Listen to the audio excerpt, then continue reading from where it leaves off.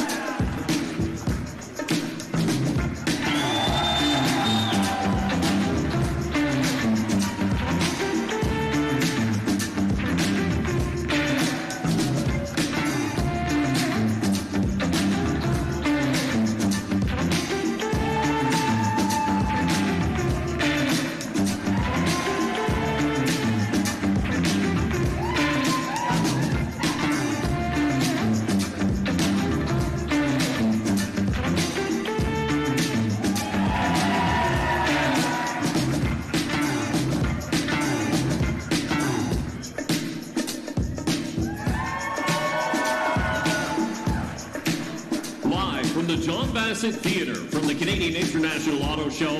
This is the 2025 Canadian Motorsport Induction Gala, presented by Clubine Motorsports, Martella Motorsports, OTSFF Sports Marketing, TNG Exotics and Limited Editions, JMF Motorsports, and Polito Ford. Ladies and gentlemen, please welcome your host of this evening, Todd Lewis. Hey.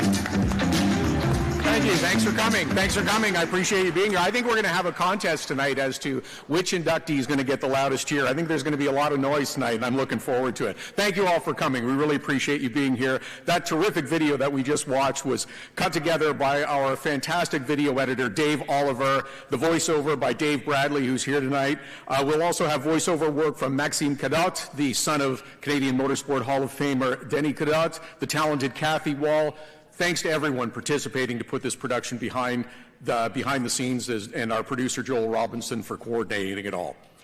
I need to take a moment before we go too far. This past year, we lost the Hall's general manager, Robin Virtue. There wasn't a detail involving the Hall, this event, the celebration of speed, or any other Hall of Fame business that Robin didn't have a hand in and helped keep us on track and organized. He was a wonderful man to spend a few minutes with, have a chat about racing and cars, and his passion for his work with the Hall was enormous. Robin, we're saddened by your loss, but also grateful for having known you and enjoyed your company. We miss you. Tonight we are back at the John Bassett Theatre as the guests of the Canadian International Auto Show. Thank you for that. Thank you to the support of our presenting sponsors, Clubine Motorsports, Martella Motorsports, T&G Exotics and Limited Editions, OTSFF Sports Marketing Group, and Polito Ford. Welcome to those of you watching on the live stream tonight. You'll be able to find this video on the Canadian Motorsport Hall of Fame YouTube channel. I have quick business items first of all. If you haven't done so already, please silence your phones.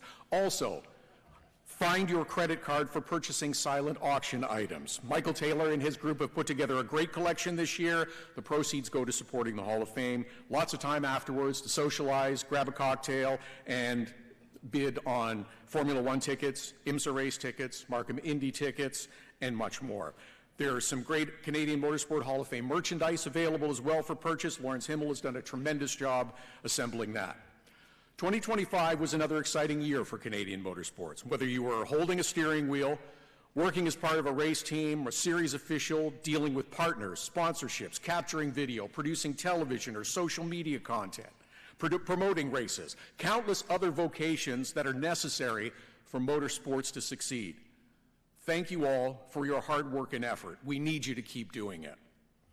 2026 will see exciting new developments. The Canadian Grand Prix moves up to May. After 40 years, IndyCar has a new home and the city of Markham is welcoming them with open arms.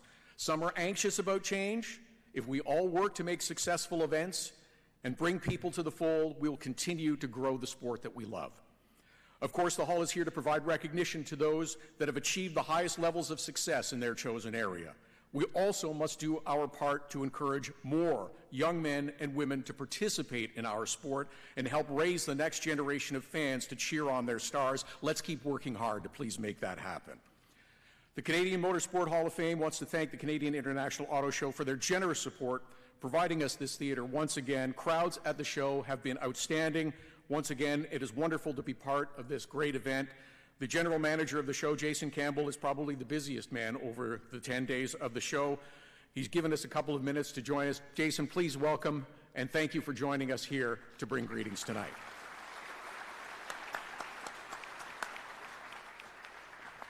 Thank you, Todd. Thank you, Peter. And, very much welcome you all here. It's hard to believe we're already on day 9. Over 300,000 people have already come through the building to see an amazing collection of cars this year. And we're very proud of what we've achieved so far, and racing has been a big part of the attraction here. We've got a fairly big motor racing involvement. For those of you who haven't yet had the chance to tour the show, you'll find 65 years of Canadian Tire Motorsport Park celebrated in the room just behind us in 104, celebrating the cars of yesterday and today. Melanie Villeneuve has brought a collection together celebrating the life of Gilles Villeneuve with some of the movie cars, which has been used to film a new movie which is coming out later this year.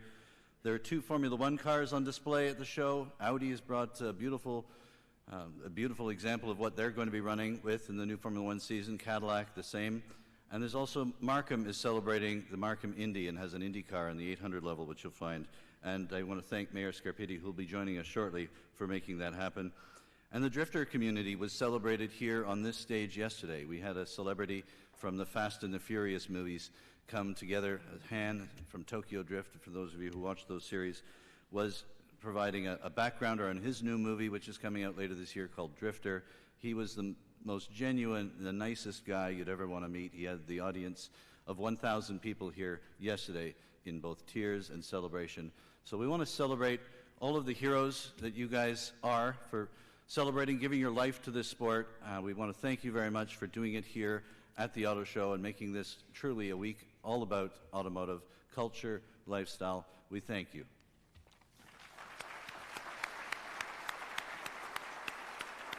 Thank you, Jason. Thank you again for your hospitality this year.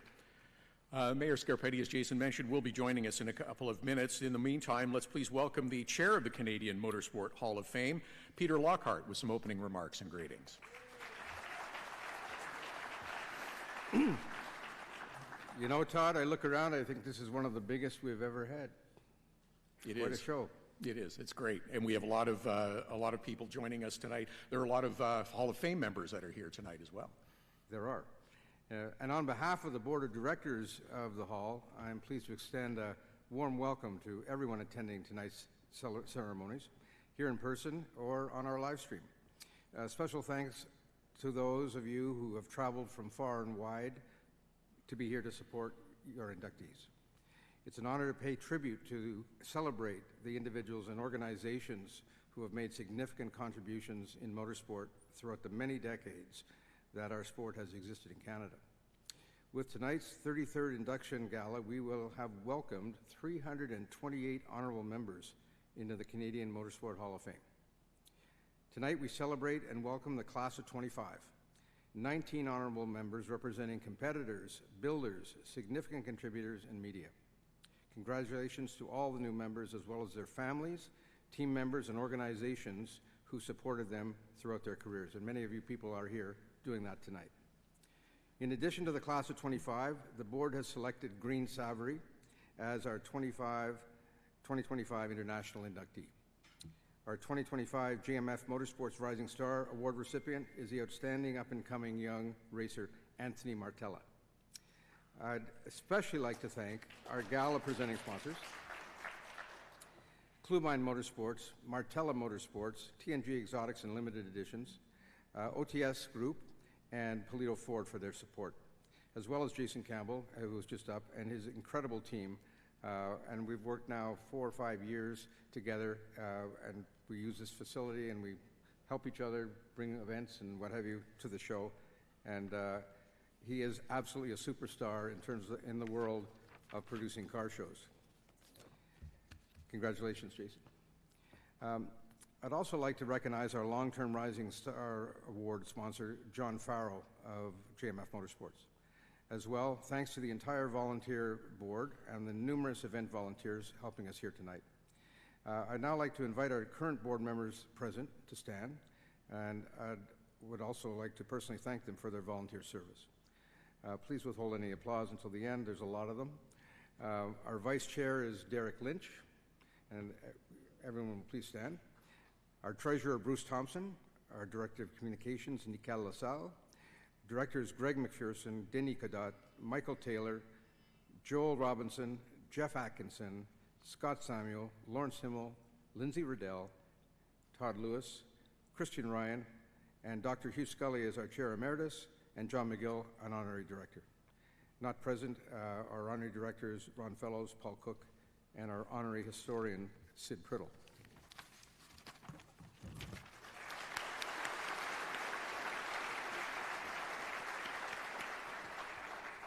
I know that there's some inductees out here, and I saw a few of them. I can't place them all by name, but I certainly saw 2 or 3 anyway, past, and there's probably way more.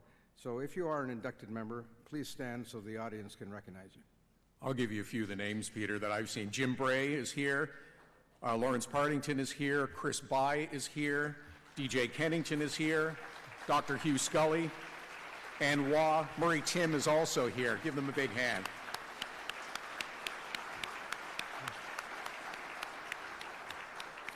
Thank you, Todd.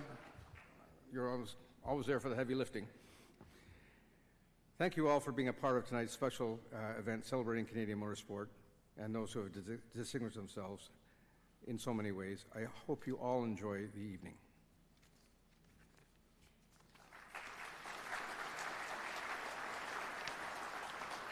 Now, in the last year, unfortunately, as time goes on, we have lost some honorable members, and we will have a 30-second moment of silence after I mention their names. Ed Hackinson, Bernie Federley, Jim O'Donnell, Michelle Duff, John Graham, and Gerald Donaldson.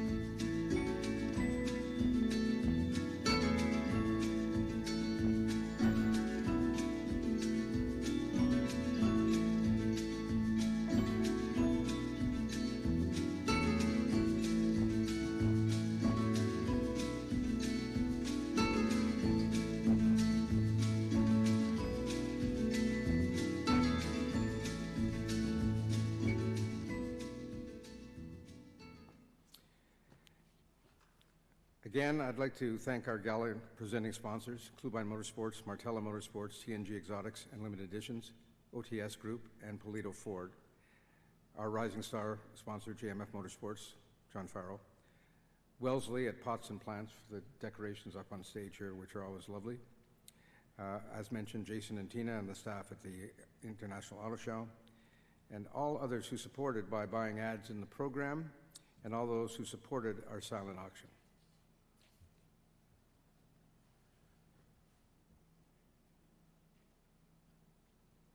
The other item I know you're proud of, Peter, that you want to talk about is the new website and all that has gone into the work with that. Exactly. We've worked very hard. The team in-house and some of our supporters have helped as well. And we've produced a brand new website that is bilingual. And I'm going to ask Nicole Lassalle and Alexis Lockhart, who had a big hand in making this happen over a whole year, to come to the stage to say a few words about it.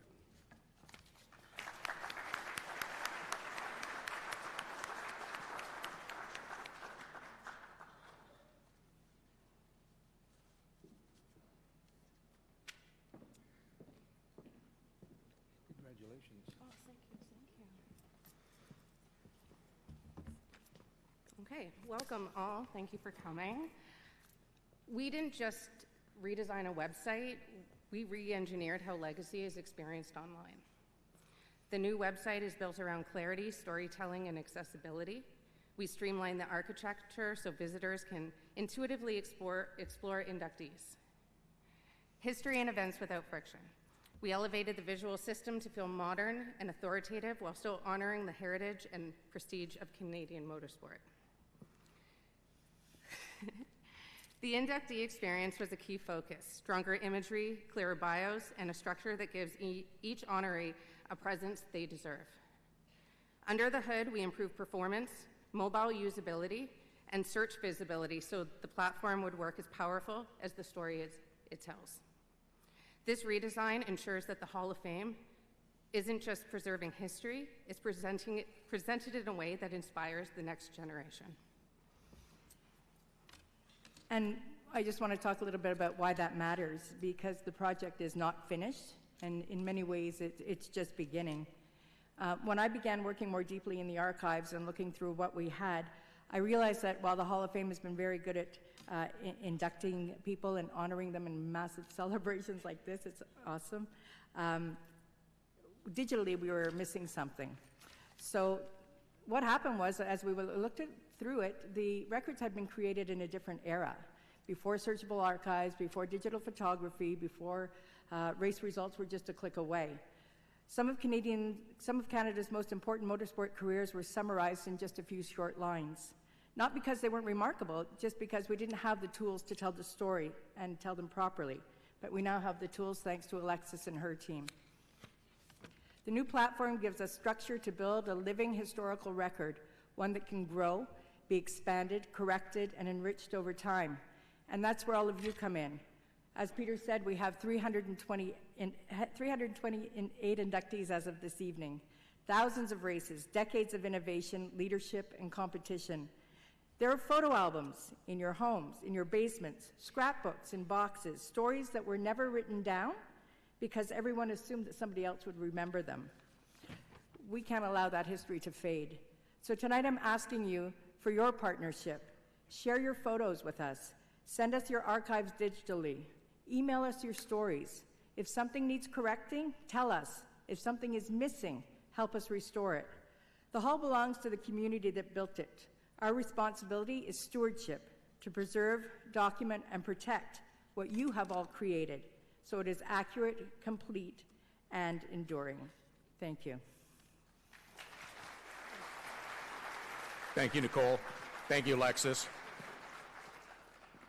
The Hall has also been more active on social media as of late. We have on our YouTube channel more than 300 titles of videos that are available.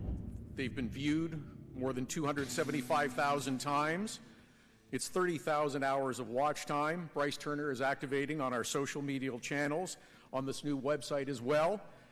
It is easy to access the Canadian Motorsport Hall of Fame store, all available on the website. I can tell you as well, there is a project from the Canadian Motorsport Hall of Fame that debuted last spring that has been a tremendous success. The From the Vault series that airs on Rev TV Canada, featuring racing from the past that highlights members of the Hall of Fame when they had more hair or when they had less gray hair, has been very well received. I can't think of a race event I was at last year where someone wasn't asking me about From the Vault and more episodes. Well, the good news is there are more episodes. There are more episodes that are debuting more frequently. Plans are in place to create new shows as well for another season. In addition to airing on Rev TV, these shows are now airing on Speed Sport 1 in the United States. We appreciate the support of the viewers and the partners that contribute to make these shows possible. Thank you to WeatherTech Canada, Yokohama, and Napa Auto Parts. One of the most important events by the Hall is the annual Celebration of Speed. It's a great event. I've had friends that have participated and asked me about it again for this year already. Please welcome to the stage Lindsay Riddell, who spearheads this event, to give us some details about this year's Celebration of Speed.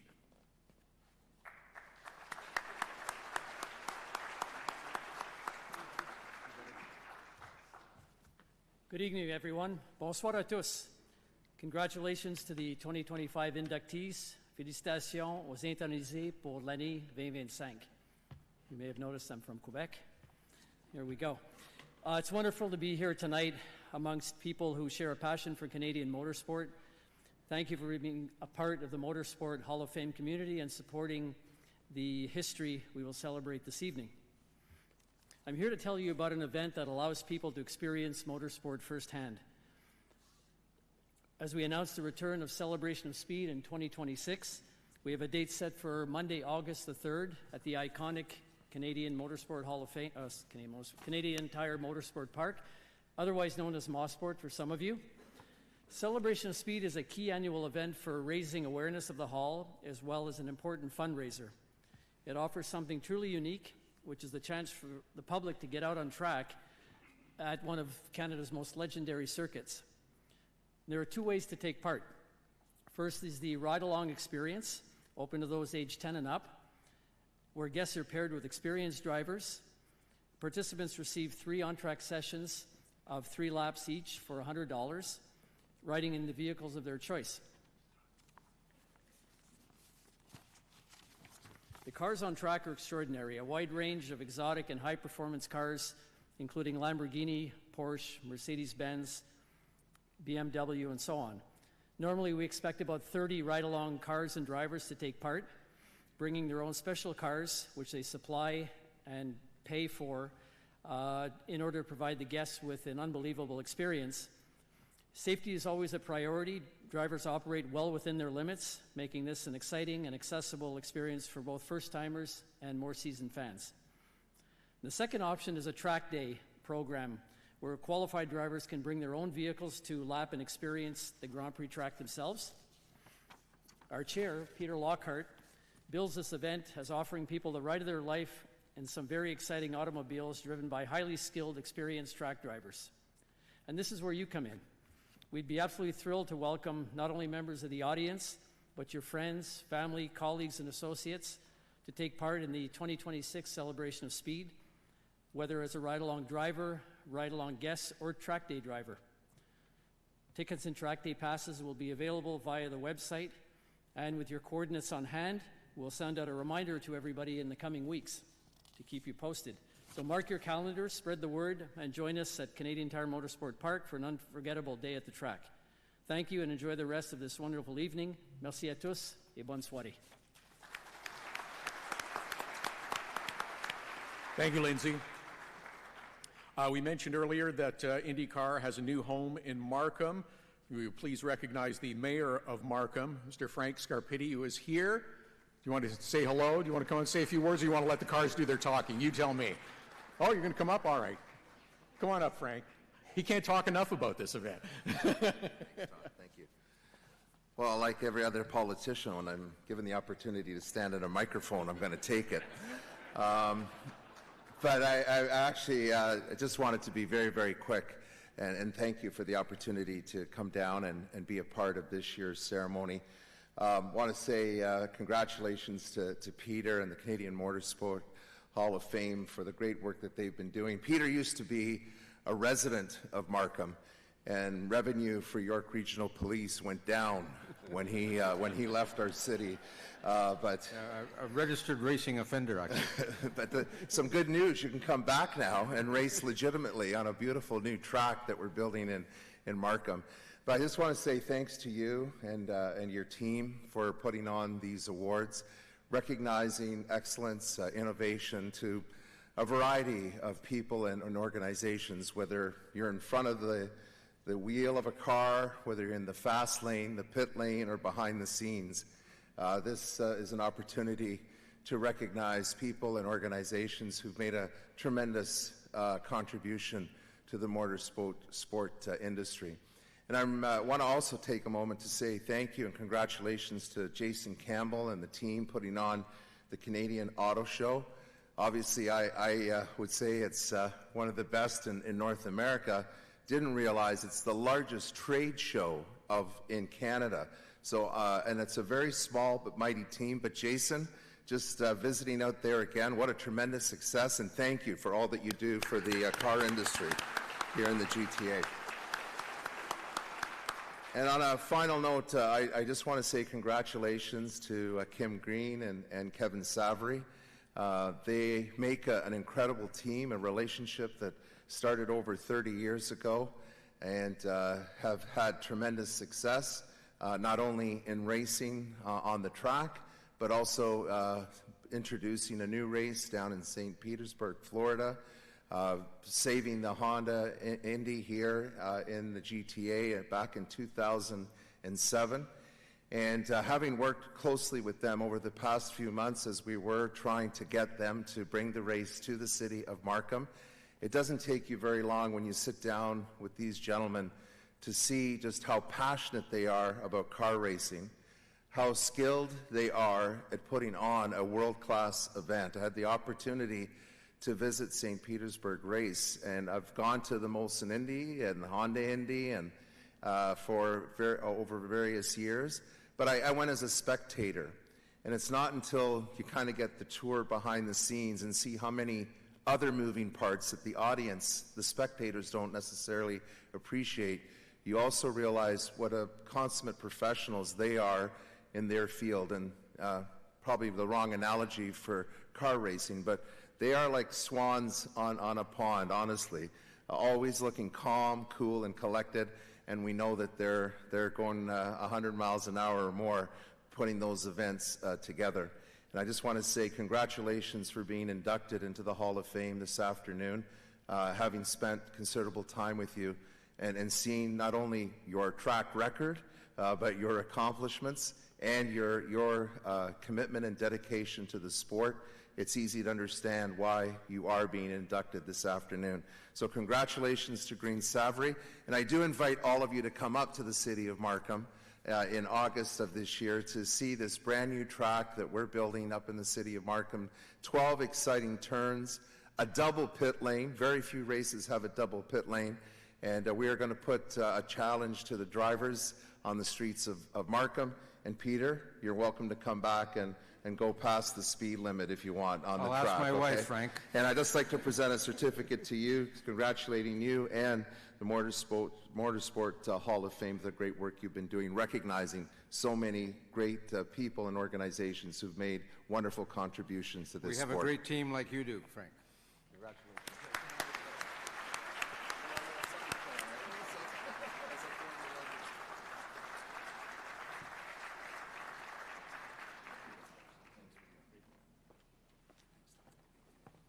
Thank you, Mayor Scarpitti. Great to have you. Each year, the Canadian Motorsport Hall of Fame solicits and receives nominations from the public for consideration for the next class. That's what's unique about the Canadian Motorsport Hall of Fame. It is the public that nominates its members. The procedure is simple. All the details on the new Canadian Motorsport Hall of Fame website. Nominations are always open 365 days of year. The cutoff date is the end of July for the current year. Nominations after that are considered for the following year. The new website has all the information you need, including sample nomination form, info on how to submit your photos, supporting documents, the scoring matrices, and more, and how the Independent Selection Committee scores the nominations. Scores are ranked high to low, nominations forwarded to the board, and once confirmed by the board, Peter gets to call each new member and tell them that they've been elected to the Canadian Motorsport Hall of Fame and hear them squeal with delight. The Board of Directors and the Canadian Motorsport Hall of Fame Independent Selection Committee are not allowed to nominate or support any nomination. If you feel someone is worthy, and I know there are people that do, and you can think of someone who you think should be in the Hall of Fame, it's as simple as going to the website. Nominate them for consideration. That's how the Hall continues. The Hall would not be able to provide the recognition to those that are worthy without the support of sponsors who feel that the recognition of greatness in motorsports is important. Please welcome Bill Clubine of Clubine Motorsports, Tony Martella of Martella Motorsports, Angelo Paletta from TNG Exotics and Limited Editions, Andre Laurent from OTSFF Sports Marketing Group, and Anthony Polito of Polito Ford, tonight's presenting sponsors.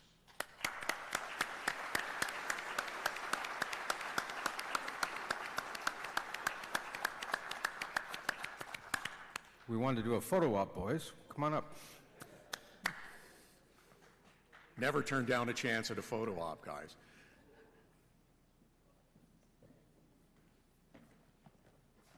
Bill.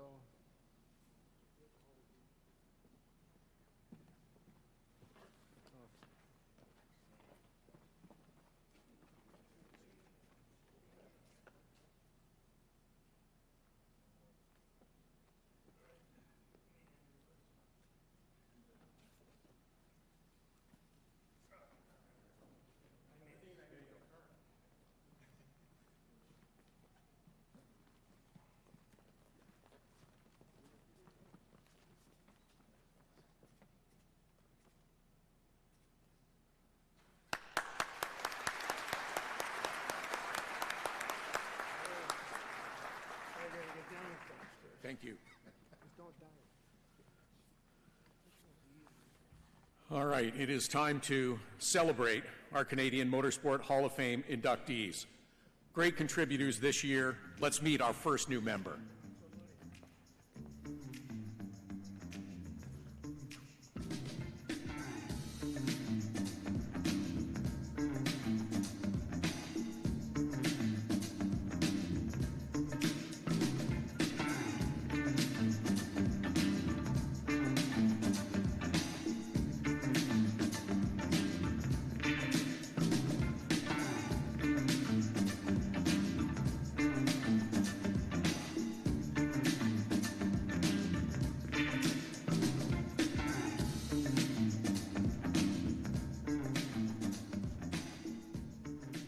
Okay, now that we've whet your appetite, that was my fault. Now, please, let's welcome our first new member to the 2025 class for the Canadian Motorsport Hall of Fame.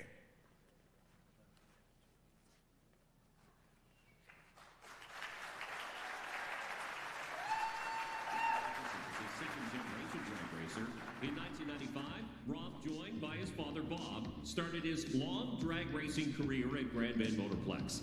The winning and domination followed shortly afterward, with the London, Ontario racer victorious in the Pro Comp division. Soon, the team would purchase a top alcohol funny car, and they joined the IHRA Tour. The early 2000s saw Atchison and team finding their way. After their 2001 Crash and Burn Tour, success quickly came. Atchison wins! 2003 saw the team win 6 races, set 7 track records, all while qualifying number 1 9 times. This turnaround year would mark the team's first championship. The team continued in 2004, becoming the first IHRA funny car driver to go to 8 consecutive final rounds and won the 2004 IHRA Funny Car Championship. 2005 witnessed Atchison win 7 events and continue his 9 fast times. They would march on to win their 3rd championship in a row. Rob Atchison would go into the history books as a Canadian leader in IHRA wins. He set an IHRA ET record of 5.685 seconds that season and was voted Pro Driver of the Year by Drag Race Canada fans. Atchison finished top 3 in IHRA points of the next 3 seasons. He later switched rides, winning the 2011 PMRA Pro Mod Rookie of the Year and the 2014 IHRA Pro Mod Ironman at the Mopar Canadian Nationals. Closer to home, he won the 2014 NDRA Labor Day event at Toronto Motorsport Park. He also won the inaugural race and went on to win the inaugural championship in the 2015 Napa Auto Pro Ultimate Showdown in his Pro Mod. Please welcome London, Ontario's Rob Atchison to the Canadian Motorsport Hall of Fame.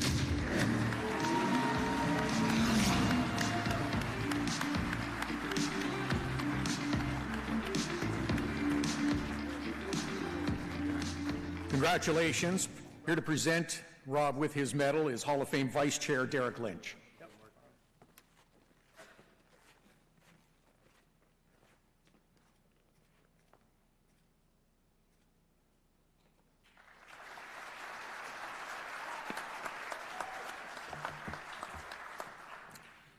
All right, let's get this started.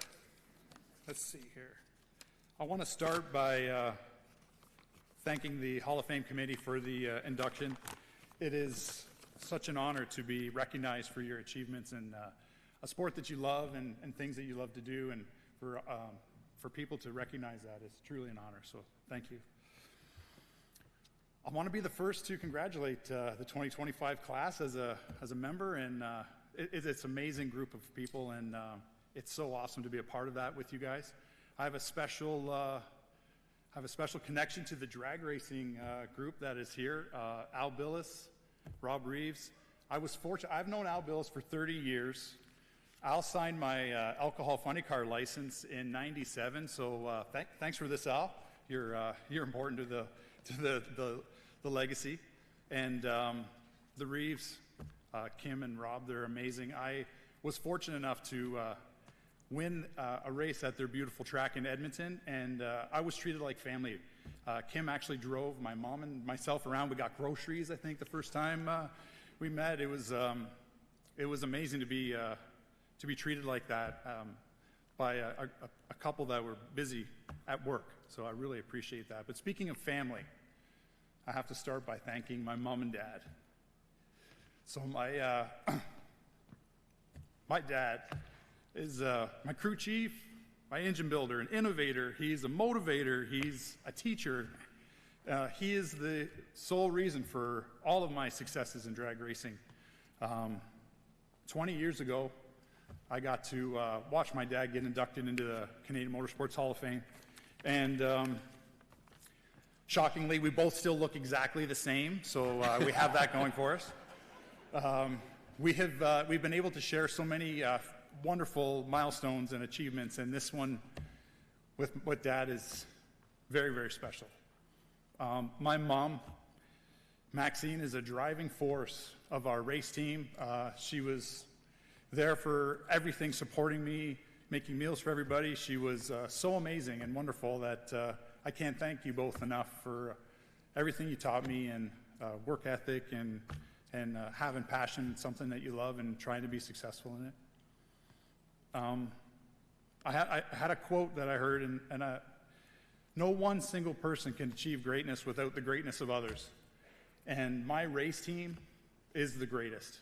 I could not have done anything without Car Chief Les Mellows, Pat Ryan, who was my best man at the wedding, and just a true confidant, Kyle Harris, who is a world champion drag racer in his own right, my uncle Dennis Smith.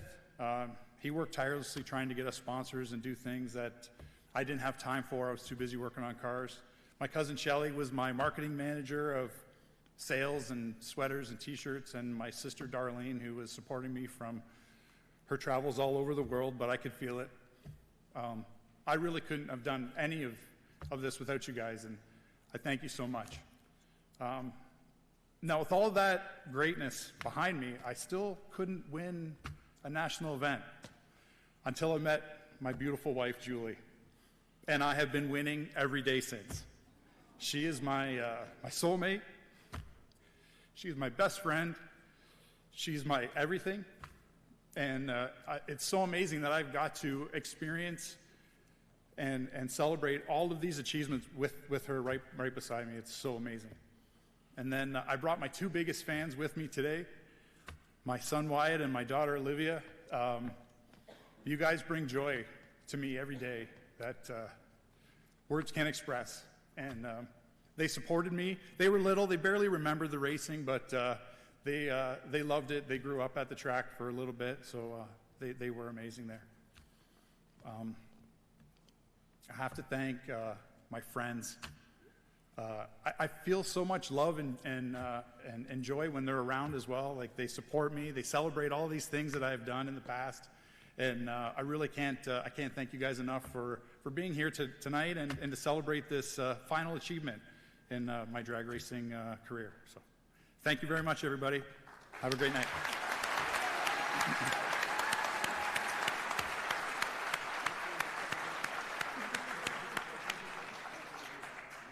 Congratulations, Rob.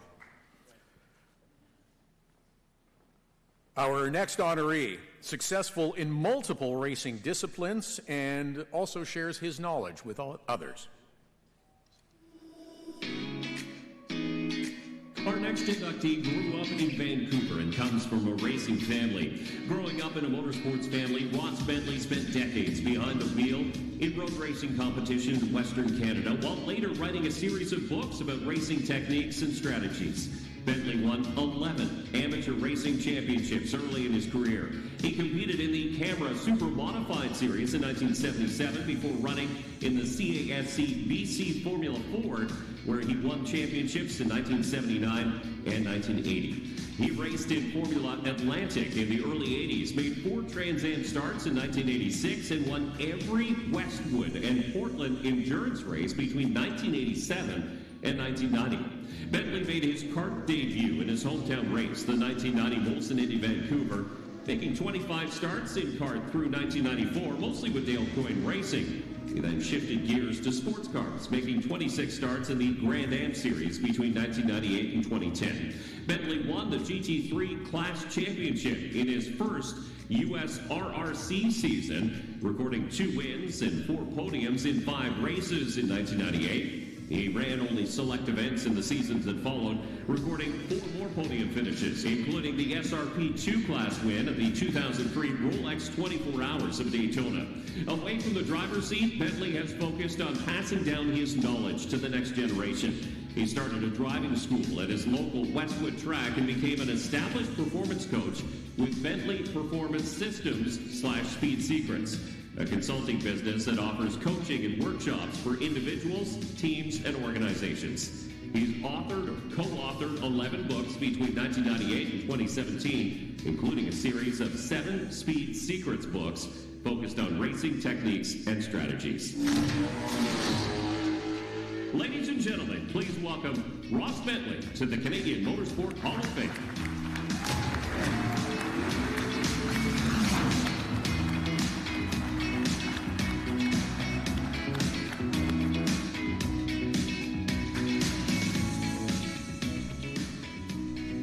Come right to the center here. Perfect.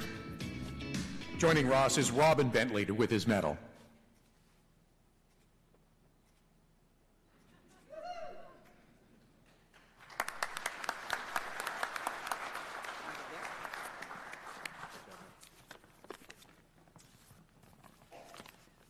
If only making speeches was as easy as driving a race car, right?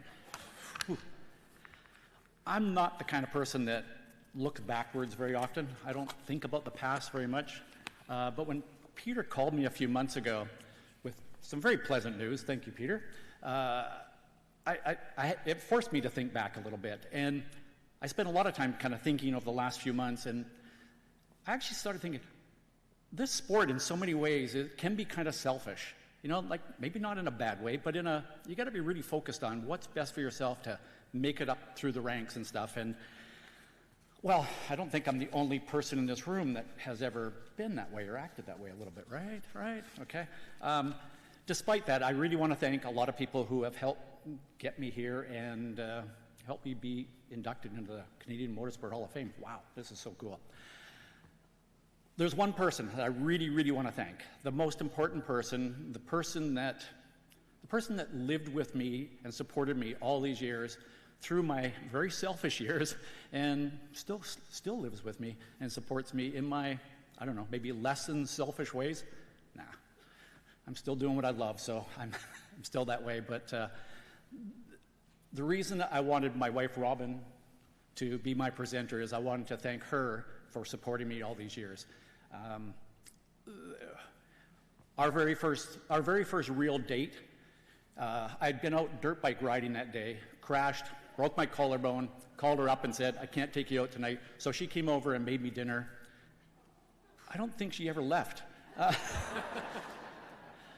So, you know, through that and watching me on fire at Indianapolis and all of the sometimes disappointing and frustrating times, but some incredibly rewarding and fun times in our life. So thank you, Robin.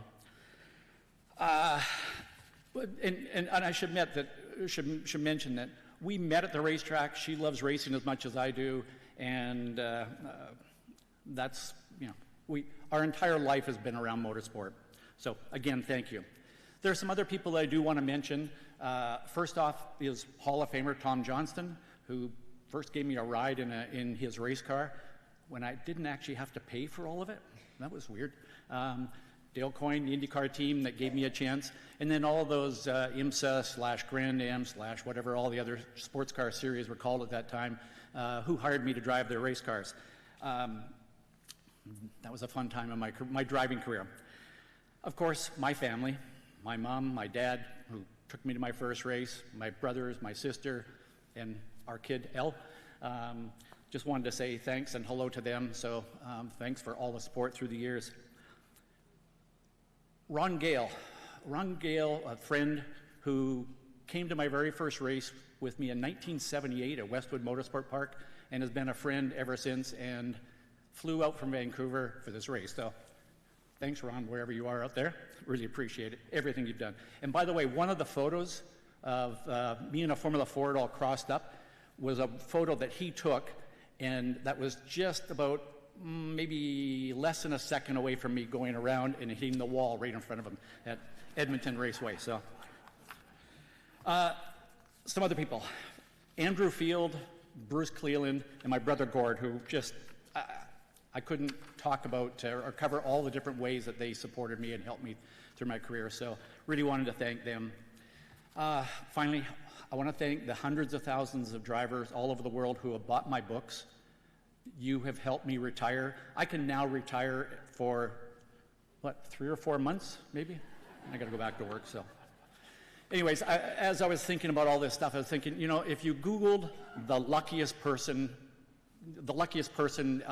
in the world, you'd find a picture of me. And that is, the reason for that is, I found my passion that first time I went to a race with my dad when I was 5, and I've chased that thing all my entire life. So, just been super fortunate for that.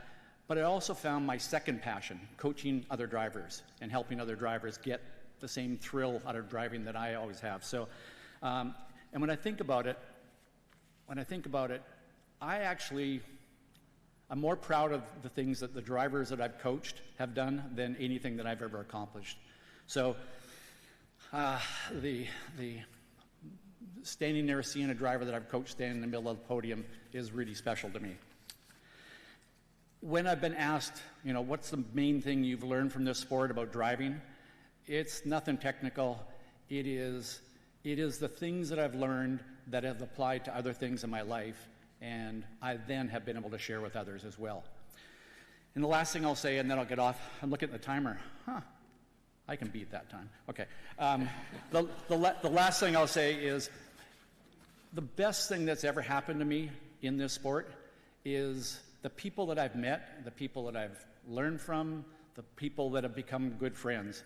So thank you to all my friends in this sport, and finally thank you to the whoever it was that felt I was worthy of being inducted into the Canadian Motorsport Hall of Fame. It's really a big honor for me. And again, especially Robin, thank you. Thank you, Ross. Got in just under the wire with time. That's good. Denny is standing by with the black flag if anyone does go really too long. Next up, We honor a talented road racer from Quebec.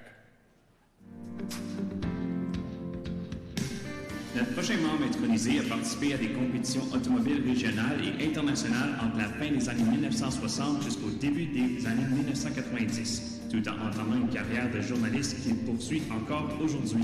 Jacques Bienvenue a débuté dans les courses régionales de Mont-Tremblant avant de remporter le championnat de production classe C aux championnats nationaux en 1971. Il a connu le succès sur la scène mondiale en 1975, terminant 8e au classement général et 4e de la catégorie GTO aux 24 heures du Mans, ainsi que 2e aux 12 heures de Sebring et 4e au classement général des 24 heures de Daytona. Bienvenue won the inaugural Volant Québécois in 1976 over a field of drivers that included Gilles Villeneuve. He won the D Production Championship at the 1977 Canadian Nationals and won consecutive GT1 Quebec regional titles in 1977 and 1978. He finished runner-up in the Canadian Molly Slip Endurance Championship in 1978 before winning that title in 1979 and 1981. He also won the GT2 title at the Canadian Nationals in 1985 and 1987. Overall, Bienvenue won 13 Quebec and 9 Canadian road racing championships, mostly in the 1970s. He later raced in the Rockman's Porsche Turbo Cup and Firestone Firehawk Endurance Racing Championship before stepping away in 1991. Jacques Bienvenue a mené une carrière active en dehors des circuits, débutant comme journaliste automobile en 1979. Il est chroniqueur au Journal de Montréal depuis 1980, où il contribue notamment au guide automobile. Il a également collaboré au magazine Le Monde de l'Auto. En 1988, il remporte le trophée Paul Frère. Ce trophée européen récompense un journaliste automobile francophone ayant également connu le succès en compétition. S'il vous plaît, accueillez Jacques Bienvenue comme nouveau membre du Temple de la renommée du sport motorisé canadien.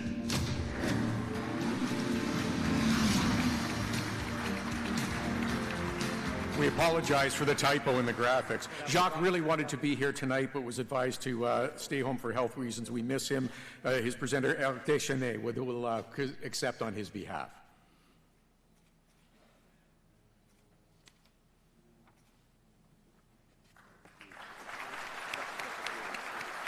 I will do it in French and English. I just want to say a few words. Thank you very much for all the work done behind the scene. Thank you to David, who triggered that project. Thank you to Dominique Saint-Jean, who helped me to basically put all the paperwork together. I will do the same in French. Merci à tout le monde. Merci à tout le monde du Canadian Motorsport Hall of Fame qui travaille derrière la scène pour mettre un événement aussi gigantesque que ça. C'est vraiment impressionnant. Je voulais remercier Dominique Saint-Jean, David Deacon, qui m'ont aidé à supporter cette nomination de Jacques Bienvenue. Jacques Bienvenue, malheureusement, ne pouvait pas être avec nous aujourd'hui pour... il y a un meatball, comme on dit dans le jargon, dans le sport automobile, mais si tout va bien, il va être avec nous au mois de juin, où on va célébrer à l'événement VARAC, l'événement 944. What I just said is Jacques has a bit of a... he got a meatball, let's put it that way. He got a meatball, and he's not be able to be with us tonight, but he promised me to be with all of us in June for the VARAC event, where we will celebrate the 944 reunion. Thank you all. Have a great evening. Merci. Congratulations to Jacques. Thank you very much for this award. This is an honor for me to accept my induction. My career was not done alone. During the journey, many people were in the background, and tonight I would like to express them my gratitude. Thank you to my family for supporting me all the time. Thank to my friend, the Magic Man, Chief Mechanic, André Godet, who put together the team with Stéphane Veilleux, Eric Hayden, and Jean Lachance. They made me look good. They shared with me the moment of pleasure and disappointment. Thanks to the organizer, worker, flagger. Without them, there is no event. Thanks to my sponsor, Dicom Express. Special thanks to the Canadian Motorsport Hall of Fame, Peter Lockhart and his team. You put together a very good event. Thanks to my partner, Louis Craig. And merci, Eric Deschamps, for representing me tonight. Thank you all. Have a good night. And now, a few words in French. Bonsoir. Merci beaucoup pour cette reconnaissance. C'est un honneur pour moi. C'est avec beaucoup d'humilité et de gratitude que j'accepte cette reconnaissance. Merci à ma famille qui m'a supporté. Merci à mon ami, le magicien, le chef mécanicien, André Godette. Il a su monter cette équipe avec Stéphane Veilleux, Eric Hyland et Jean Lachance. Ils m'ont fait bien paraître. Ils ont partagé avec moi des moments de plaisir et de déception. Merci aux organisateurs, aux travailleurs, aux signaleurs. Sans eux, il n'y a pas d'événement. Merci à mon commanditaire, Dicom Express. Merci au temple de la renommée du sport automobile du Canada. Merci à Peter Lockhart. Tu as fait un superbe travail, Peter. Merci à ma compagne de vie, Louise Craig. Merci à Éric Deschamps de me présenter ici ce soir. Merci d'avoir pensé à moi. Bonne fin de soirée. Merci. Merci, Jacques. Our next inductee, household name in drag racing. An accomplished drag racer and engine builder and tuner, Al Billis has found success on the sport's biggest stage, recording 50 major drag racing wins at events across North America. Billis caught the racing bug at a young age, growing up around cars at his dad's engine shop and building his first car at 15 years old. As a driver, Billis got behind the wheel for the first time in 1985, starting a long career that included numerous IHRA and NHRA wins in Pro Mod and Alcohol Funny Car competition. He recorded several top 10 championship points, finishing in the IHRA, where he was voted Most Improved Pro Driver in 2002. His dragster was the best engineered car in 1991 and 2003, while he also set numerous national ET and miles per hour records over his career. Billis ultimately took over his family's business, where he's found success as a builder. His cars have set approximately 15 national records at NHRA, IHRA, and PDRA events, winning 2 IHRA championships and 1 PDRA title. He's managed major international drag racing teams in the U.S. while working for teams nationally in the U.S., Australia, and the UAE. Billis racing components and technology have been used with national success in drag racing. His time as a driver led to working with multi-time NHRA Funny Car champion Bob Newberry on various projects over the years. He continues to operate Al Billis Racing Limited, formerly Performance Engineer Limited in Barrie, Ontario. He's also currently involved in amateur sports car races, where he holds an SCCA competition license. He was inducted into the Canadian Drag Racing Hall of Fame in 2017 and now joins his dad, David Billis, as a CMHF inductee. Ladies and gentlemen, please welcome Al Billis into the Canadian Motorsport Hall of Fame.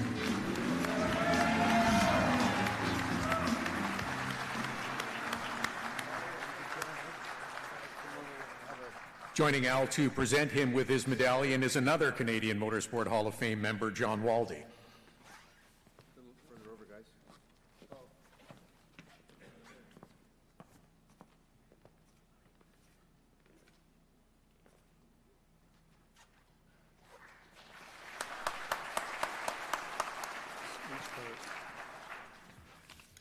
All right. I just want to say, it's an honor to be inducted into the Canadian Motorsports Hall of Fame. It's one of those things you never really think about growing up, but it's really special when it does happen. And my father, as you mentioned there, was inducted back in '94, and it's really special to be included. Similar sort of caliber that you have achievement in your racing career. So it's a really great honor to me. It's really special. And motorsports, it is very demanding, and you do have to be somewhat selfish. From what I've seen, to be fairly decent at it. I just kind of like to thank my family. My wife, we met back in 1991, I believe it was. And after a short courtship, we got married, and she's stuck with me since. Courtship is about 6 years. But yeah, I'd just like to thank her. But without her and my kids, they're always there, always in the background, always supporting you. Just thank you. that along with the fact that, you know, the number of people behind the scenes, you know, to race, to be successful, just to go out there, the friends, family, all the people, all the engine builders, chassis builders, all the support behind is just, it's been a phenomenal experience, you know, to spend time in developing relationships with all these different people that you meet throughout the world, and you know, over the decades of doing this, it's been a special experience. And at the end of the day, I'd just like to say thank you, and you know, just thank you, and that's it.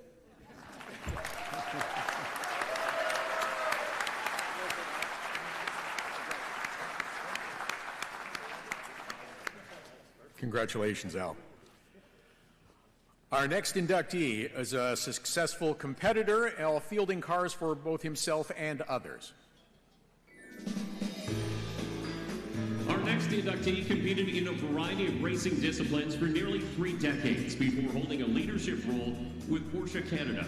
Rick Bai started out building, selling, and racing Formula Vs through Olympus Racing, which he founded with Bill Vallis from 1972 to 1982. He was a 2-time runner-up in the national championship and won races at Watkins Glen, Beaumont, Nelson Ledges, and Motorsport. Bai raced competitively in big block dirt modifieds in the U.S. and Canada from 1982 to 1986, while getting involved with Porsche Canada as a technical advisor in the structuring of the Rothmans Porsche series, which would go on to become one of the world's best single-make car series. He returned to road racing to field cars for himself and others in that series from 1986 to 1990. He also raced for Canada in an international Porsche 944 race in South Africa. Bai went endurance racing in the 1990s, winning the 91 and 92 Canadian Firehawk Endurance Championships. He worked with Raymond David to create the Canadian Endurance World Racing Championship, where he won the title in 1993. Bai went on to work with Porsche Canada as a press and community liaison from 1996 to 2014. He managed the company's press fleet, training journalists to drive at speed safely and to properly assess the cars when track testing. He's also been a part of various driving experiences over the years, participating in events for the Children's Wish Foundation for 3 decades and creating a track driving experience for people with sight, mobility, and cognitive disabilities. Let's welcome Rick Bai to the class of 2025.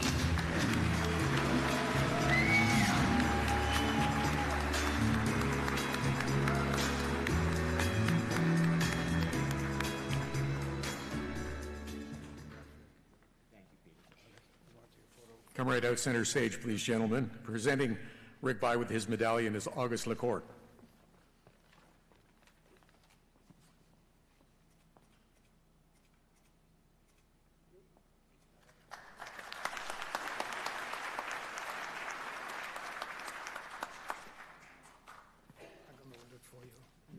Yeah, thank you.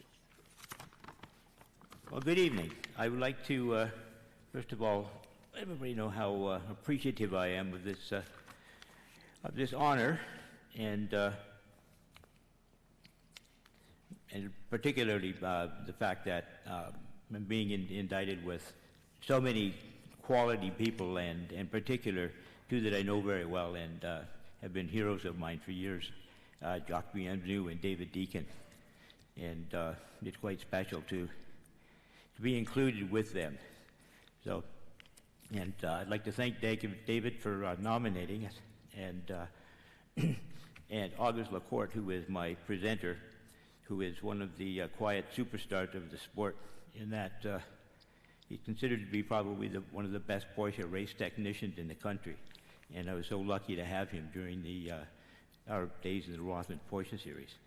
And in fact, many of you know Ludwig Heimrath here, and when Ludwig won the 77 Trans Am Championship, August was basically his only technical survivor, and he basically did. He and Ludwig did all the work on the car, and they beat some monster teams like Peter Gregg and Bob Tullius. So it's quite an honor, and August is one of the quiet superstars in the sport. So, and when Peter Lockhart, thank you so much, and your gaggle of volunteers who have made this particularly special evening, and to Joel Robinson, who, with his group of volunteers, put together this spectacular video show that makes the night so special. And of course, thanks to my wife, Karina, who is still struggling to teach me to drive in shopping center parking lots. And to a few of my friends that showed up to share this honor with me. I started racing and I was 18 years old, working from my dad's auto electric shop as a apprentice mechanic, and decided to basically, I told them I was going racing, and I want to thank them for supporting me as much as they could, and in particular for not, or for refraining from telling me just how dumb an idea it was for me to try to go racing on a apprentice mechanic's paycheck. But they supported me anyway. And for 8 to 10 years, I raced in Formula V's along with Bill Vallis, another inductee. And he was, we had a business where we were building some cars and trying to support my habit. And I did that for, I think, say, about 8 or 10 years, and it kind of moved into a couple of sports car rides. And in one of the races we were running, an old friend of mine was killed in a violent crash at Corner 4 at Motorsport, Peter Monick. And at that point, seeing all of the devastation that it caused his family and friends, I was contemplating another line of work. But I was presented with an intriguing offer to that figure change would be as good as a rest, and what a change it was. I embarked on a 4-year adventure driving a big block dirt modified in the dirt track ovals in the Niagara area, and it was quite an experience. And, excuse me for a second. During this time, the 4 years I did that, I was working at Heimrath Porsche in Toronto, and I'm sure most of you, a lot of you people here know Ludwig, and I don't mean to disrespect him in any manner. He's gone on to the other side, but I worked for him for 4 years and spent so much time with him, and that's where I met David Deacon, who at the time was the newly hired general manager for Porsche division at Volkswagen Canada. And this was a new position that Porsche AG had decided that they really wanted Volkswagen Canada to have. And many of you who knew Ludwig or know of him, he was not very happy to finally have what he considered to be a new boss. And so basically, a large part of my job was trying to talk Deacon out of the rafters after he had some noisy meetings with Ludwig. And so it was a great experience doing that. And in another situation, in a race the 1987 24-hour race at Motorsport, I was driving with David Deacon and Cam Champion in a 944 Turbo Cup car, and on a team with Bill Adam and Richard Spinard and Scott Goodyear driving the other car. And during the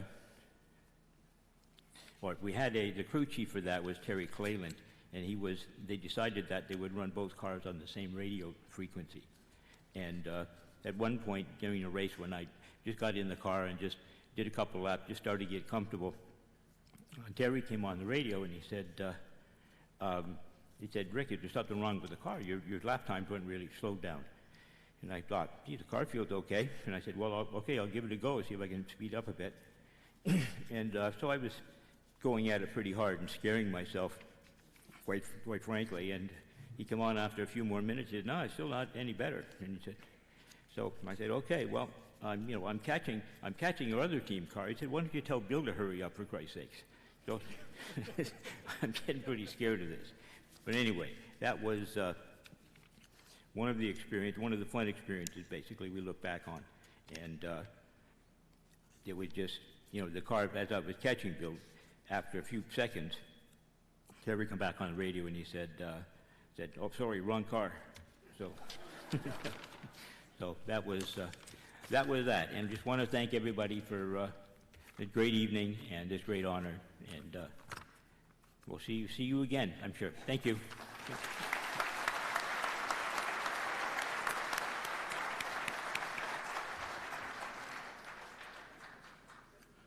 Our next honoree has been an engineering key to wins and to championships.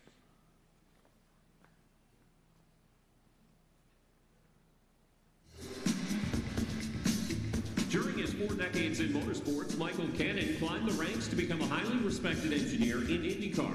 Cannon first got involved in racing in the early 1980s. Born in Montreal, he went on to become a driver, mechanic, and engineer. He raced Formula Fords before becoming an assistant engineer on Patrick Carpentier's Players Ford-sized racing car in 1998. He also co-founded Genoa Racing and Formula Atlantic in the 1990s, a team that helped Jimmy Vassar and Greg Ray advance to careers at the top level. Cannon took on a lead engineer position with the Players Foresight team in 2000 and has held that role for various teams ever since. He's worked with Herdez, Andretti, Ed Carpenter Racing, KV, Dale Coyne Racing, and Chip Ganassi Racing during his career, while being mentored by engineers including Lee Dykstra, Bruce Ashmore, and Tony Cicchelli. Cannon's first stint with Dale Coyne saw him work with several drivers between 2014 and 2019. He then became the lead engineer for Scott Dixon at Chip Ganassi Racing in 2000, holding a key role on a team that won the IndyCar Championship that season on the strength of 4 wins and 7 podiums in 14 races. Cannon moved to A.J. Foyt Racing in 2023 to be the head of their engineering department. His hiring helped attract driver Santino Ferrucci to the team, who started 4th and finished 3rd in the 2023 Indianapolis 500 before a top 10 Indy 500 finish and improved year-end points result in 2024. Cannon most recently returned to Dale Coyne Racing in late May of 2025 as engineer for driver Rinus VeeKay. Please welcome Michael Cannon to the Canadian Motorsport Hall of Fame.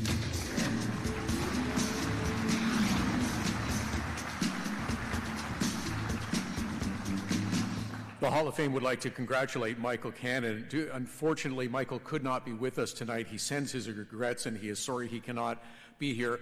We will accept the award on his behalf. He has told us and assured us he will be here next year, and we will probably properly recognize Michael Cannon for his accomplishment. Congratulations, Michael Cannon, on your induction to the Canadian Motorsport Hall of Fame.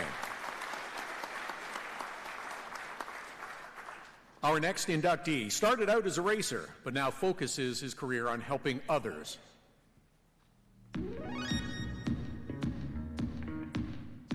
Our next inductee started out as a racer himself and then used his past experience to become a mentor and supporter of up-and-coming drivers. Bill Clubine started out in motorsports at 16 years old, racing snowmobiles in the winter and motorcycles in the summer. He later competed in the Honda Michelin Series, recording several wins and podium finishes between 1986 and 1989. His road racing career included success at the legendary Motorsport Raceway. The Ackland teams dominated and took the flag side by side. With no family background or interest in motorsports, Clubine was responsible for funding his own journey in the sport. Having experienced those challenges in his own career, he turned his attention to helping the next generation of drivers. He established Clubine Motorsports Canada, along with his son Justin Clubine, to support up-and-coming Canadian drivers through a multifaceted approach that includes personal mentorship, marketing, advocacy, and financial sponsorship. One of those aspiring racers that caught Clubine's attention is Matt Clark, the 2023 CMFH Rising Star Award winner. Clark said that Clubine's belief in him and unwavering support have played a pivotal role in my development as both a driver and a person. Quite simply, I wouldn't be racing today without Bill's help. Other drivers being supported by Clubine Motorsports Canada include sports car and open-wheel driver Anthony Martella and legendary car racer Keaton Pipe. Clubine's support for the Canadian motorsports community extends beyond emerging talents, with additional sponsorships that help honor and promote motorsports excellence in the country. Ladies and gentlemen, please welcome Bill Clubine to the 2025 class of the Canadian Motorsport Hall of Fame.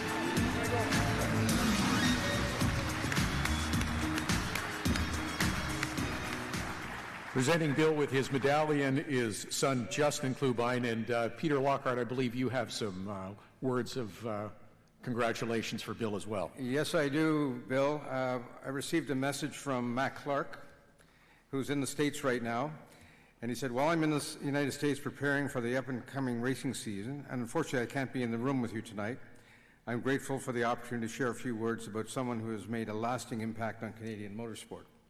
Mr. Bill Clubine is being inducted as a builder, and I can't say firsthand that he doesn't just build racing programs or drivers, he builds people. When he chose to believe in me during the 22 season, it changed the trajectory of my career. With his support and guidance, we've celebrated race wins with a USF Juniors Championship, the honor of receiving this Hall of Fame's Rising Star Award in 2023, and a strong USF Pro 2000 this past year, smuggling 12 trophies back home north of the border. And beyond the trophies and podiums, I've been fortunate to learn from Bill in ways that go far beyond racing. Bill, your legacy isn't just in the history books, it's on the starting grid and in the people you've helped shape. Thank you for building the future of Canadian motorsport, my friend. Matt Clark. Hard to follow that one. Humbling. That's all I can really say about that. First of all, I'd like to congratulate the 2025 inductees. It's an absolute honor to be selected. And when I got the phone call from Peter, I got to tell you, I was a little shocked, and I'm not sure what came out of my mouth. It's kind of unpredictable. But I'm still in shock when you read things that your athletes that I'm helping are saying, which a lot of them wrote letters into the hall. It is truly an honor to be working with these kids because they all need help. We have incredible athletes that come out of Canada, and the bottom line is they all need our help. It doesn't take much.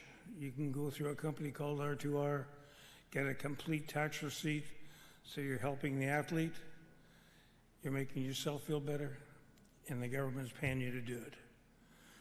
So other than that, I'm not going to be that guy. Thank you, everybody, and good night.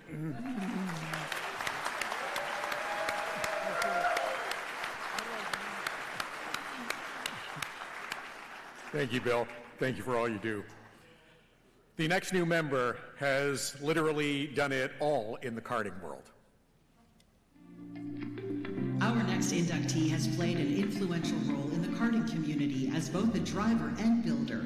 Jake Collison started out in 1983, purchasing his first go-kart at 11 years old and going on to achieve success at various levels. He won 15 Waterloo Regional Kart Club Division Championships between 1989 and 2023, with hundreds of race wins. He's a 7-time senior high points winner at the club. Collison's regional success includes 24 feature wins in both the Oktoberfest Grand Prix and Brian Stewart Regional Karting. He's a 2-time Simcoe Kart Club champion and a multi-time Brian Stewart Regional Karting Division champ.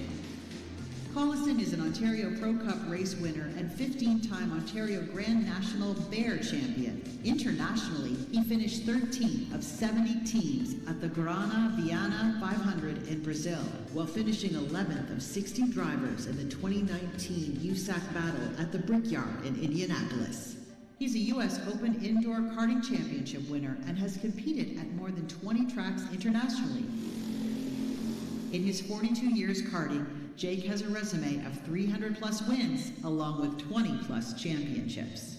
Away from the driver's seat, he formed Collison Racing in 1989, which offers a range of karting products and services. He's guided racers to over 200 championships, 1,400 race wins, and 60 Canadian Bear national wins as an engine, builder, kart tuner. He served on the WRKC board for over 30 years, taking on various roles, including over 15 years as president. He also helped spearhead the club's move to Flamborough Speedway after they lost their home track in 2006. Over the years, he spent countless volunteer hours around the track, helping drivers start their karting careers and helping grow the sport at a regional level.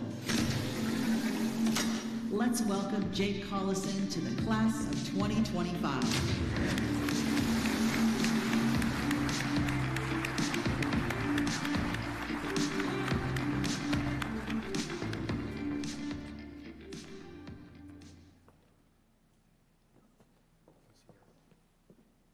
Joining Jake on the stage to present his medal is daughter Ciara.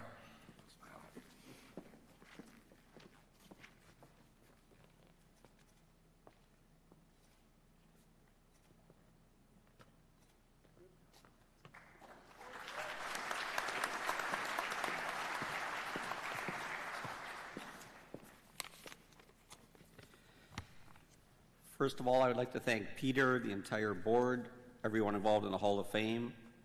It's a great event you guys put on. I understand how much volunteer work and what it takes to put these things on. I also want to thank everybody that spoke on my behalf to put me up here. The outpouring of support and people that have reached out has been incredible and a bit overwhelming, honestly. Just this morning around 7 o'clock, I got a text from somebody that last time I raced him 10 or 15 years ago, I thought we were going to be rolling around wrestling in the grass. So pretty funny. I'd also like to congratulate all the past and present inductees. I think of people like Junior Hanley, Bill Zardo, John Caselli, mentors I've looked up to most of my life, being on the stage. I would never think of myself as being in the same conversation as them. I have a lot of people I'd like to thank, which really describes the journey of how I got here tonight. Back in 1982, my parents answered an ad in the local newspaper, go-kart drivers wanted. At that time, there was a few folks, Rob Good and some others around the Kitchener-Waterloo area trying to start up a go-kart club. My brother raced a few times that year, and the next season I wanted to get a go-kart. The deal was if I paid half, my parents would pay the other half. I remember complaining about how I would ever find $700. A new race-ready go-kart at that time was around $1,400. My parents cut out another newspaper ad, Paper Boys Wanted. I guess in a roundabout way, racing forced me into getting my first job. The first few years were not very successful. I spent as much time off the track as I did on the track. My father worked a lot of Saturdays at that time and raced cars himself. I was lucky enough that some great new friends in karting, Byron, Bill Lyons, and Ted Farley took me to some extra races so I could compete and learn different tracks the hard way with no parents or mechanics, which would do some of the kids good now. I was racing some incredible racers at the time, like Glenn Butler, Lou Goddard, Lon Herder, and Steve Lyons, just to name a few. In my mind, these guys were incredible racers, not just drivers, which is a big difference in my mind. Enzo was also changing the face of karting in Canada at that time. I remember thinking I would never be able to compete with these guys, let alone beat them. My father's advice back then was to work harder and learn everything you can if you want to get better. I didn't really know it at the time, but these were all just life lessons from my parents, trying to make sure I could be successful with anything I ever want to do in life, and really nothing to do with racing. Not long after that, I had met my wife, Debbie. That's really when the results started to add up pretty quickly. At that time, it was normal for us to race 30 or more times a year, several times a weekend often. We also started our racing business, serving customers all over Ontario and parts of Canada. In a 25-year stretch, we attended hundreds of races together, racing, volunteering, helping customers. It was an incredible time being a small part of so many families' dreams come true, one race at a time, week after week. Debbie has been by my side the entire time for decades, and you could count on one hand how many races she missed. Anyone who's ever driven home with me from a bad day at the races realizes they're not usually that fun, sparking the guardrails the whole way. I would never be here tonight without her support and guidance over the past 38 years. I also want to thank my buddies Bill, Steve, and Junior, who are all with us here tonight. In the past 40 years, we spent endless amount of hours together, attending races, fixing go-karts and engines, making sure karters always made it to the next race, no matter how late the request came in. And I can tell you they come in often at late nights at the wrong time. We always called it work, but it was really just fun, and we looked forward to a few beverages when the work was completed. They're three of the best friends you could ever ask for. I also want to thank the many volunteers I've worked with on so many track construction projects, committees, boards, tribunals, panels, etc. over the last several decades. I'm sure many people in this room would agree working with the volunteer group can be very frustrating and challenging, to say the least. But I still believe Canadian karting is in a much better place because of all these great people. I've learned a lot from so many people that I've never have met for any other reason other than working together on these boards. I would challenge some of these same volunteers to continue to pressure the track owners and the people that run series to make karting affordable for new families. If there's no new families starting karting, this room will get smaller 10 years from now. Around 10 years ago, we were close to winding down our karting career. We had won enough races and achieved so much and thought maybe it was time to do something else.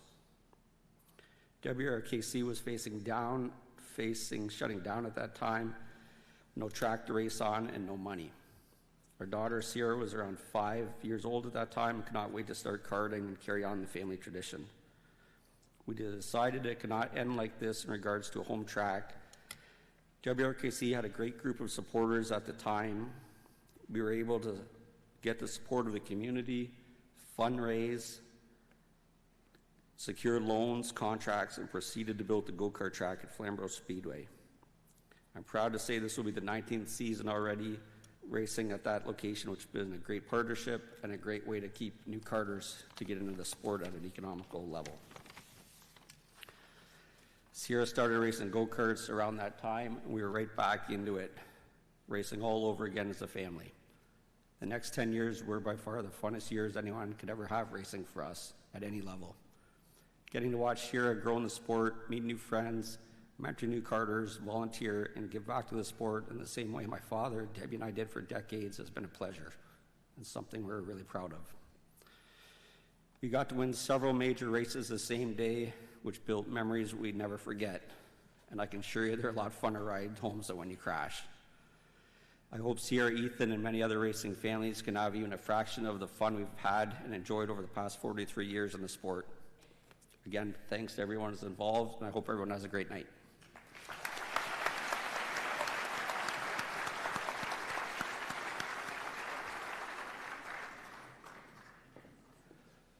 Our next honoree raced himself and elevated the Porsche brand to great success.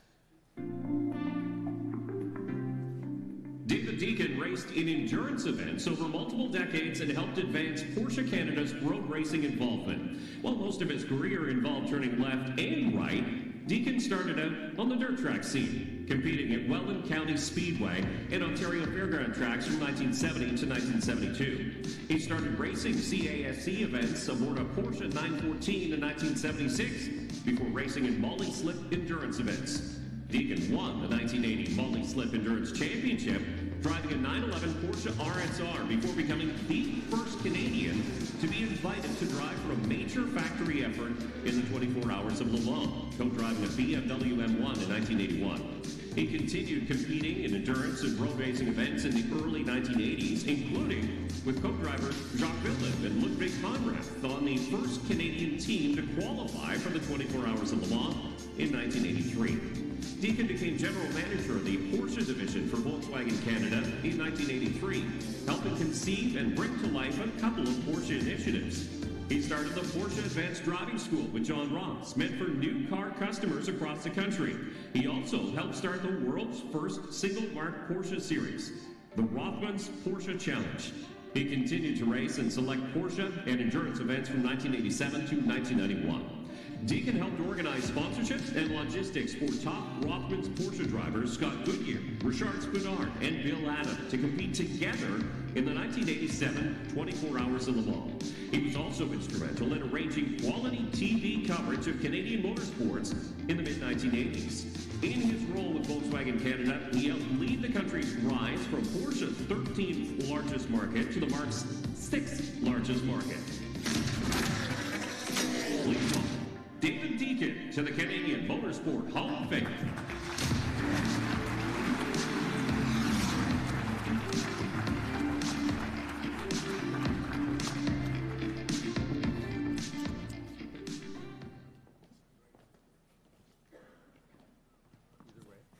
Joining David are Blake Deacon and Cecilia Deacon to present his medal.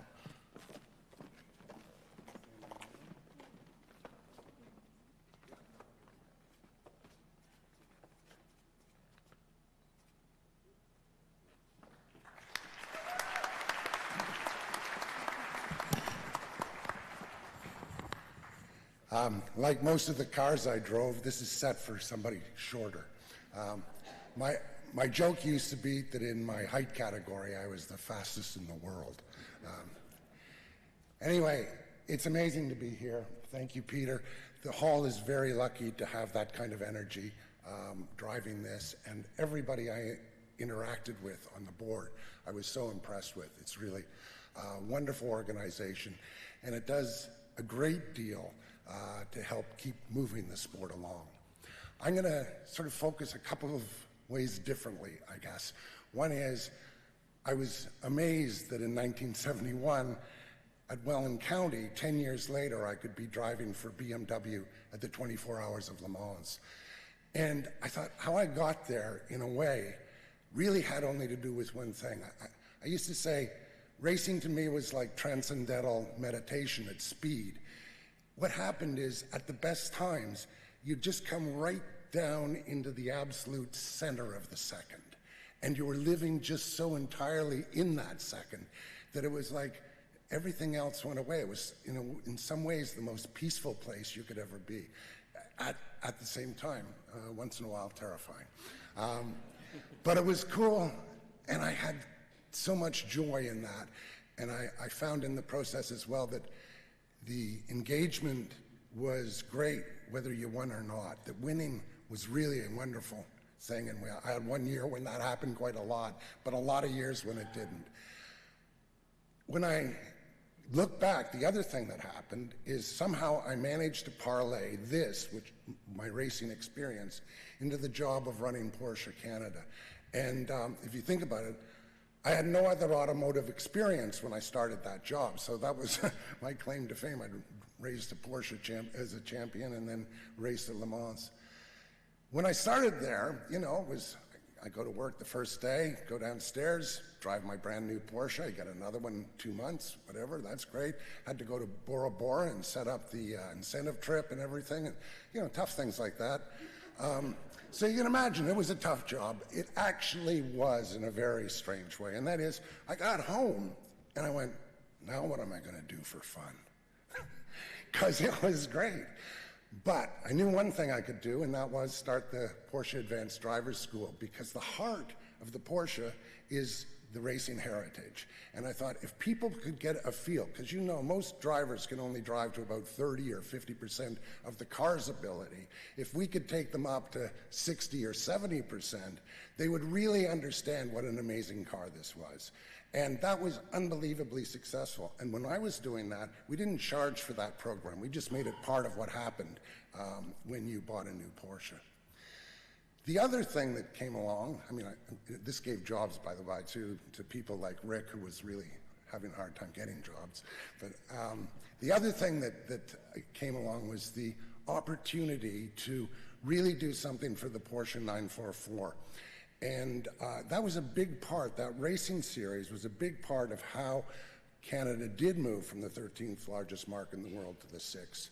And there were elements in that I think are really key. The television coverage meant that people got to really see this particular vehicle, which was the least expensive one in the line of Porsches at that time, and not considered sort of a genuine Porsche.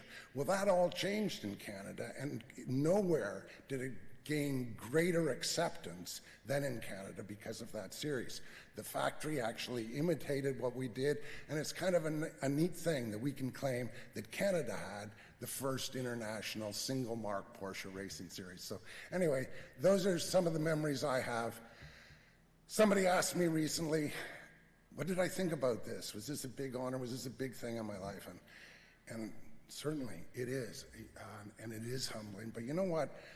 As you get older, you realize what the most important things are. And the two very, very most important things in my life are on the stage here with me. And to get to share this with my two daughters makes this something I'll never forget. Thank you very much.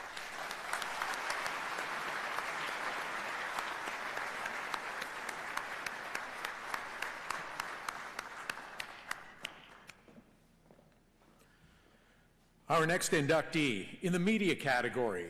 He has seen and recorded it all in his great career.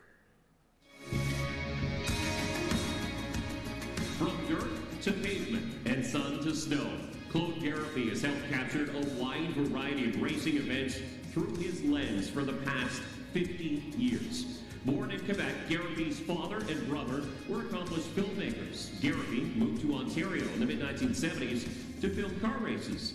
His role increased when the industry transitioned to video, covering countless racing events in the decades to follow. Dans les années 1980, Gariepy était caméraman pour des courses de Can-Am, Rothmans Porsche, Firestone Firehawk, Formule Atlantique, la série Honda Michelin, les séries Players GM et le championnat canadien de Superbike. Il a continué à couvrir certaines de ces séries jusque dans les années 1990, où il a également couvert une course de chiens de traîneau, des courses d'hydroplane, des courses de motoneige, la série Formule 1600, la série Magna Enduro et les 24 heures du Mans. Si vous avez regardé les courses automobiles canadiennes à la télévision entre 1980 et aujourd'hui, il y a de fortes chances que Claude Gariepy ait été derrière la caméra.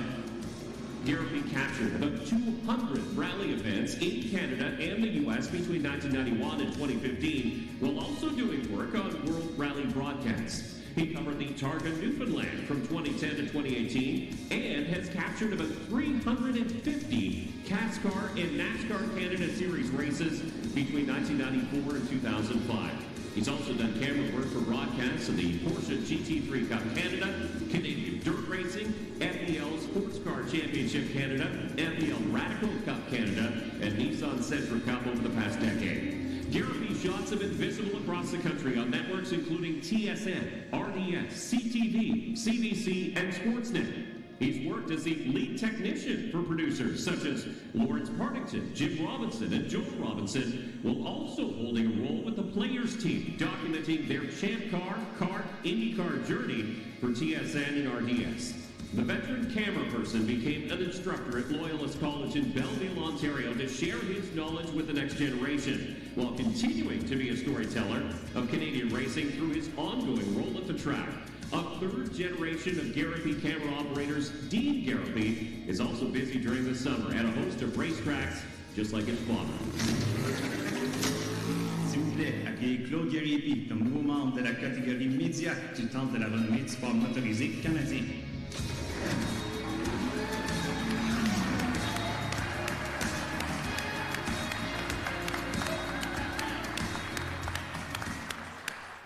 With Claude is his son, Dean Gariepy.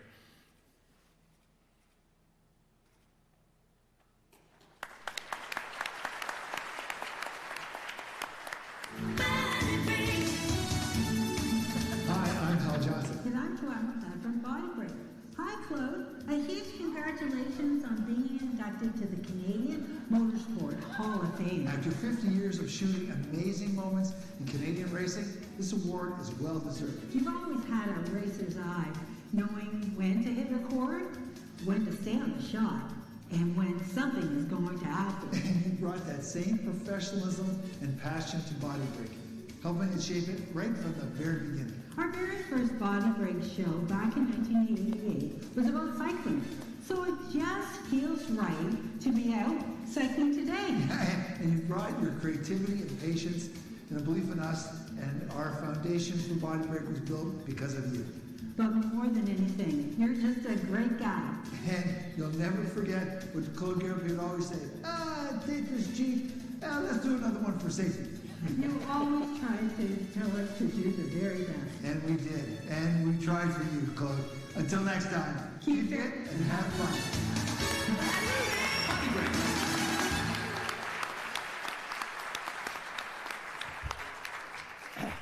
I want to start with apologizing to the whole racing the people. I didn't just shoot racing. I had to deal with these folks too.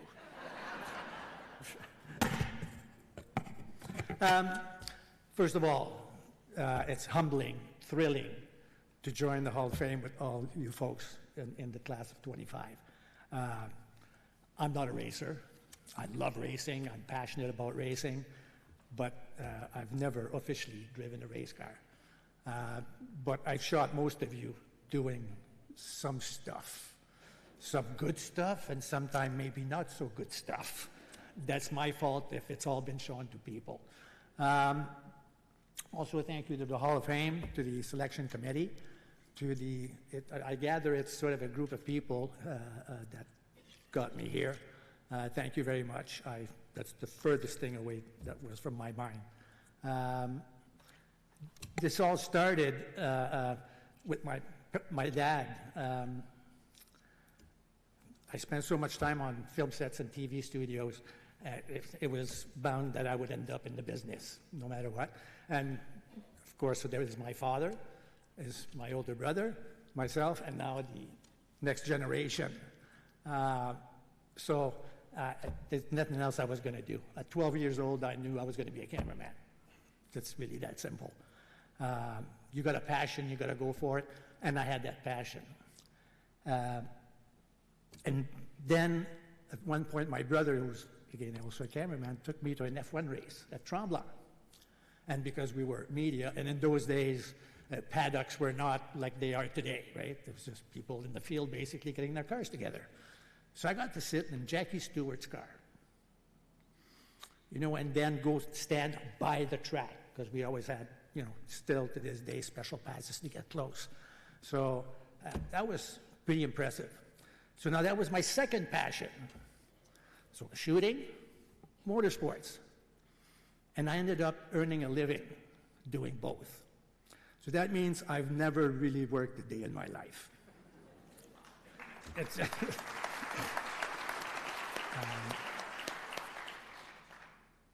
and the start too was my brother, who was working in Toronto when I was just graduating from high school, called and said, "Listen, you want to come and work with me in Toronto?" Sure.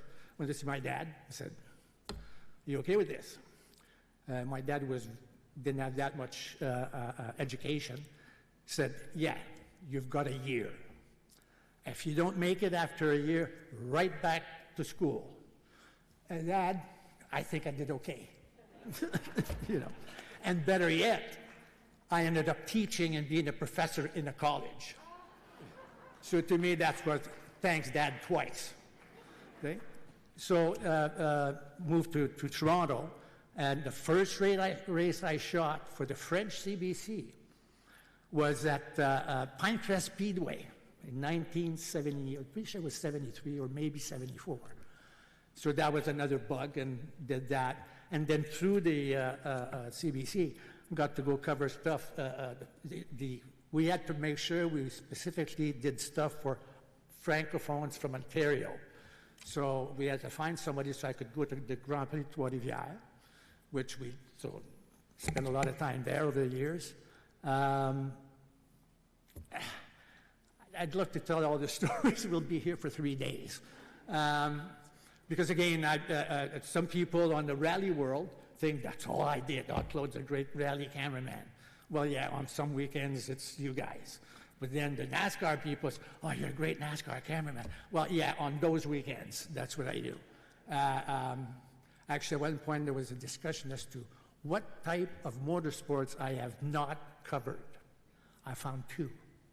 Planes and lawnmowers. By the way, Jude, who's my wife, I think I'm going to rebuild the John Deere and I'm going racing next year. Again, over the years, all the stories going to Le Mans, Araucana, that's with the snowmobile racing. I've seen it all. And why I did all that was the people I've met along the way. Maybe 3-4 years after I got to Ontario, I got introduced to Lawrence Partington. And I think it was a good way to start, and Lawrence and Carol, by the way. And also Lawrence is in the Hall of Fame as a producer. And I'm pretty sure I spent almost as much time with him as I did with my wife. Because all the rallies and all the other racing we did, I was typically shooting 30 to 40 weekends a year. So that takes a lot of time away from home. But it's been great. I wouldn't want to work for anybody else but Lawrence. And then, lo and behold, a few years later, I got introduced to Jim Robinson, also a member of the Hall of Fame. So basically the vault, I'd say 75% of those shows I had something to do with them. Because those two guys are pretty much the two highest producer of motorsports in the country. So I couldn't go wrong. I did that. Oh yeah, and I did the, oh God, yeah, what was the,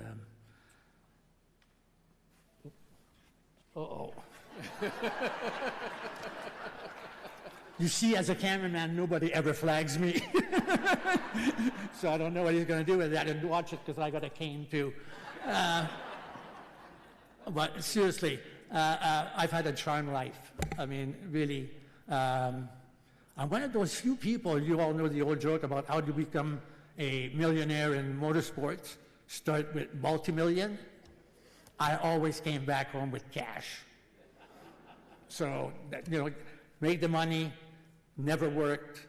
I've lived a charmed life, and it's all because of my wife, who's sitting over there somewhere. Well, there she is, because she raised both our kids, and she did a hell of a job because I was not around. I met her August 23rd, 1974. We've been together ever since. And I wouldn't want it any other way. She took care of me in the good days, the bad days. Even though I didn't crash any cars, I did break my back and both my legs and my shoulder, different episodes, so a lot of time off. And she's not going to like this. She's my goddess. And it's just that simple. So thank you, Julie. So at this point, before he comes with the flag, thank you very much for listening to my rambling. If you want stories about racing, ask him. Ask a few of the others that sometimes we spend a lot of time in the NASCAR pit not doing very much. So we have stories. So everybody enjoy the evening, and thank you very much. Merci, Claude. Yeah, Claude has a lot of good stories. Most of them he can't tell. Our next honoree, power drivers and teams to success. Our next inductee started out as a grassroots racer in Ontario and then teamed up with Peter Gibbons in the CASCAR Super Series. In the mid-1990s, Marty Gaunt made the big jump to achieve his goals in NASCAR. The Barrie, Ontario racer would soon become an engine builder and co-owner of Triad Racing Technologies, which leased engines to teams in the NASCAR Cup, NASCAR O'Reilly Auto Parts, and NASCAR Truck Series. Gaunt supported Toyota in winning 10 NASCAR Truck Series Manufacturer Championships between 2006 and 2017, along with 2 Manufacturer Championships in the O'Reilly Series with a collective 112 wins and 91 poles. His engines were part of 5 NASCAR Truck Series move of the race. Becoming the first back-to-back series champion in 2013 and 2014, while becoming the first to complete every lap of the season in 2013. Gaunt later became a NASCAR Cup Series team owner, fielding the number 96 Toyota under the Gaunt Brothers Racing banner from 2017 to 2021. His first race as owner was the 2017 Daytona 500, where he and driver DJ Kennington became the first Canadian duo in 29 years to qualify for the Great American Race. The Canadian, Kennington, he made it, will make the Daytona 500. Kennington recorded the team's best finish, a 13th place at the 2018 Daytona Summer Race. Gaunt Brothers Racing fielded a car part-time for multiple drivers in the Cup Series, including Parker Kligerman, Gaunt Brothers, everyone did a great job. Harrison Burton, and Ty Dillon. His lone full-time season was in 2020 with Daniel Suarez. Marty would return to race in Canada in the NASCAR Canada Series, fielding a car for Jason Bowles. Along the way, Gaunt has been known for his enthusiasm for fellow Canadian fans and racers, often welcoming visitors into his shop. Please welcome Marty Gaunt to the class of 2025.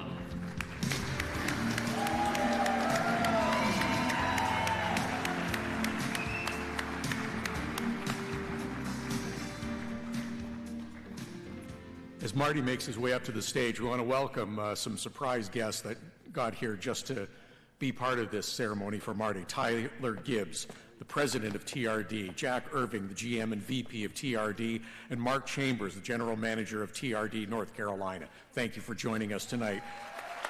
Presenting Marty with his medallion, Shannon, his daughter, and son Parker.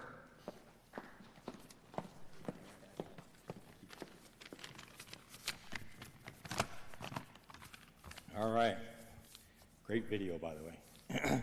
First off, I want to sincerely thank the Canadian Motorsports Hall of Fame, Peter, the entire selection committee.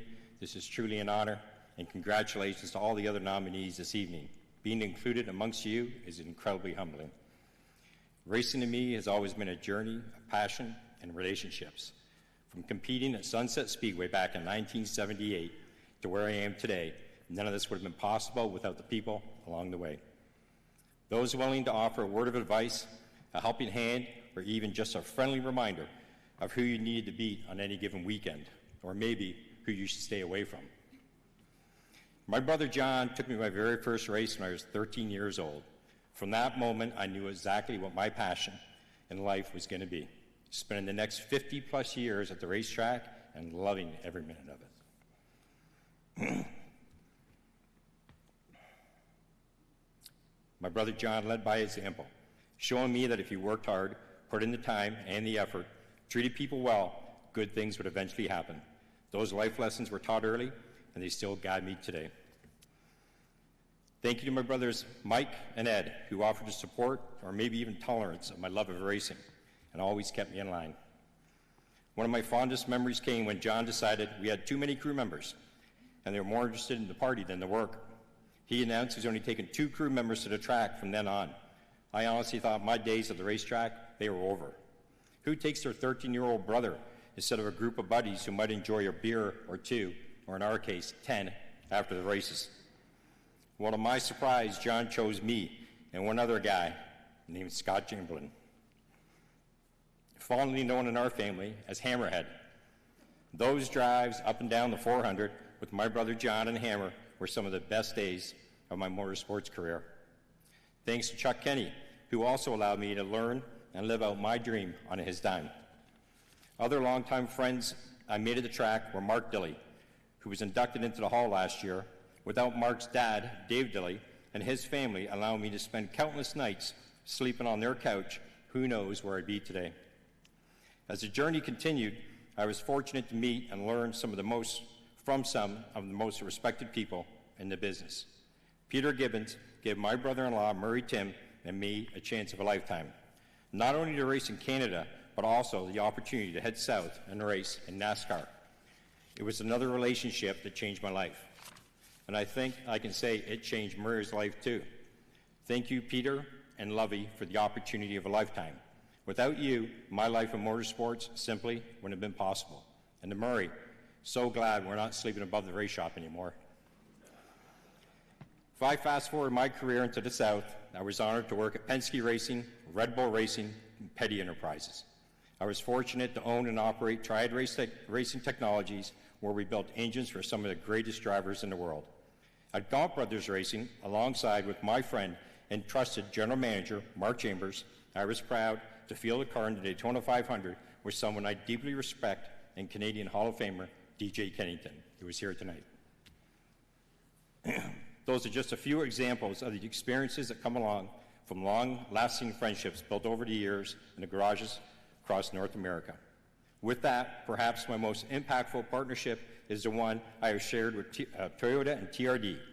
A very special thank you to everyone at TRD and Toyota, and specifically Lee White, David Wilson, Tyler Gibbs, and Jack Irving. They've all been incredible mentors, even better friends, and my relationship with Toyota is irreplaceable. Recently, I've enjoyed and watching my brother John race in the Hot Rod Series. It brings back great memories, and it's a passion we can still share together. A special thanks to Chris McCauley and countless others who have helped John and I stay on the track. Another special mention to Todd Lewis, Joel Robinson, Eric Thomas, and Greg McPherson. When I hear your names, I think of Canadian motorsports. You truly are the backbone of racing in Canada, and thank you for everything you do. My family. I'm grateful to my mom, my dad, for always telling me to follow my dreams, and my in-laws who are here tonight for their constant support. My daughter Shannon is here tonight with her husband Stephen. Shannon has been here throughout my crazy motorsports journey, offering support, daughterly advice, and even joined me at the track once in a while. Those are memories I always cherish. I love you, honey. My son Parker, he's a true sportsman at heart. He's always ready with impressive statistics and opinions, and after long exhausting days at the track, when I'd come home defeated, my family was always the first ones to pick me up. And finally, to my wife Cindy. I'm sorry, that's wrong. My smoking hot wife Cindy. I'm a NASCAR guy. They only gave me 5 minutes tonight, and I could use every second of it thanking you for your unwavering support, lifting me up on the bad days and celebrating the good ones. In closing, I want to say I'm truly humbled, I'm deeply grateful, my heart is full. Thank you.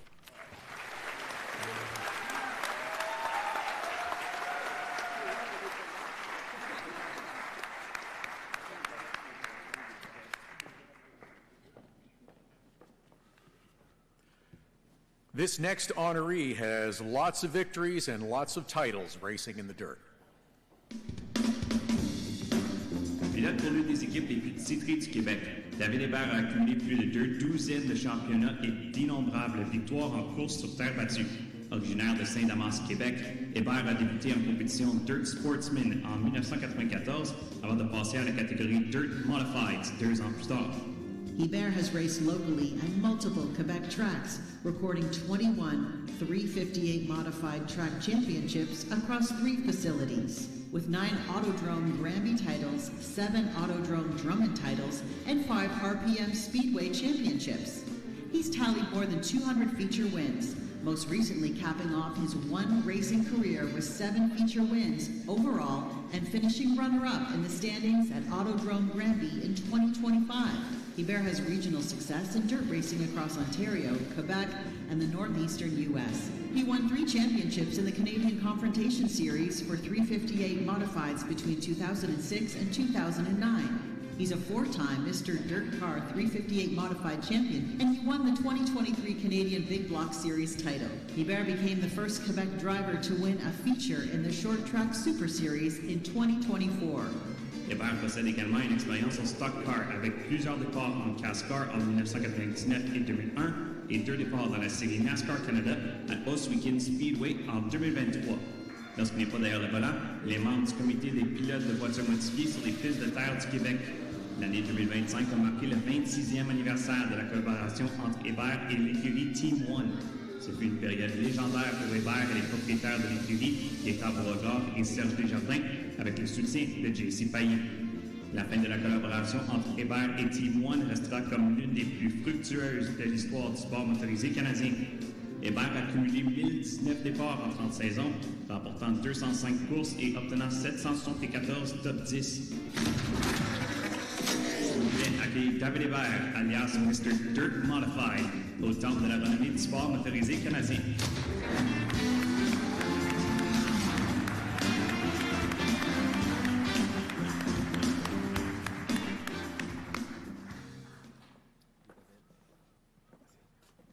Joining David Hébert on stage is his daughter Daphne for the presentation.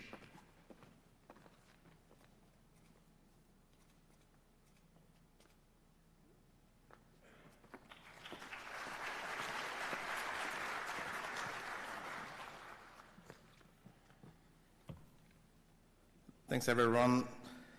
I would like to thank the group of Hall of Fame for the good work.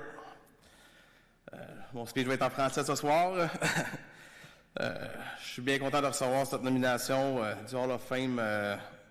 C'est un super honneur pour nous d'avoir cette récipiendaire-là. Puis, je suis bien heureux. D'abord, je veux remercier mon chef d'équipe qui était Serge Desjardins, qui n'est plus avec nous aujourd'hui, mais va toujours rester avec nous partout, qui nous a m'a donné plusieurs victoires, les championnats, toutes ces choses. Grâce à lui, on l'a travaillé ensemble. Et puis, merci à toute la famille, ma conjointe qui met sa vie sur pause souvent pour nous aider à aller aux courses, avec Daphné aussi. Tous les mécaniciens, les personnes qui ont été de proche et de loin, qui nous ont aidés à gagner toutes ces courses et ces championnats-là.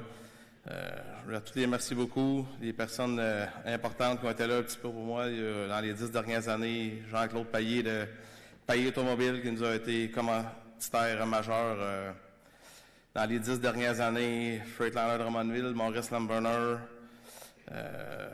J'ai ensuite pour le futur qui s'en vient, on a Jasmin Léveillé, le groupe Léveillé qui va être avec nous, avec moi, pour continuer ma carrière. Puis, je remercie toute la classe de 2025 de Hall of Fame pour les récipients de Hall of Fame.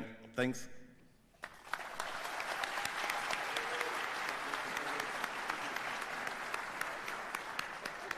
Merci, David. A new honoree in the media category. He has been bringing the action to the fans for decades. Known for his eloquence and professionalism, Pierre Houde has become one of Canada's most respected broadcasters, with over 3 decades of being the French-language voice for Formula One on Canadian TV. Houde found his passion for motorsports in 1982 when he was the program director for radio stations CKVL and CKOI.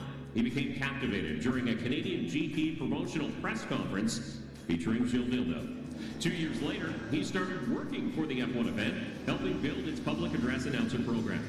Pierre Houde était le commentateur du Grand Prix du Canada aux côtés de Jacques Duval, avant d'être nommé directeur général adjoint de l'événement avec Suzanne Payne en 1985. Il devient directeur général de la course l'année suivante. En 1988, il commande des courses de Formule 1 et d'IndyCar pour Radio-Canada avant d'être journaliste dans les puits lors du Grand Prix du Canada de 1989. La même année, il rejoint l'équipe de diffusion des courses d'IndyCar et de Formule Atlantique sur RDS. Et bienvenue à la présentation de ce Grand Prix d'Europe. Alors attention, les torches s'éteignent et on roule! Houde devint le commentateur principal des courses de Formule 1 pour RDS lorsque le réseau acquit les droits de diffusion de la série en 1993, entamant ainsi une longue collaboration avec l'analyste Bertrand Houle. Il a été derrière le micro pour de nombreuses saisons mémorables de Formule 1, dont celle du championnat de Jacques Villeneuve en 1997. Houde and Houle have become one of the most recognizable broadcast announced teams on French-language TV in Canada. C'est un bon circuit ici final et c'est un bon départ pour George Russell et un bon départ de Gaston. Calling nearly 1,500 motorsport events over the span of roughly 35 years across Formula One, IndyCar, Formula E, and Formula Atlantic. With this prominent role, the two have become ambassadors for French-language motor racing coverage. S'il vous plaît, accueillez Pierre Houde comme nouveau membre du Temple de la renommée du sport motorisé canadien.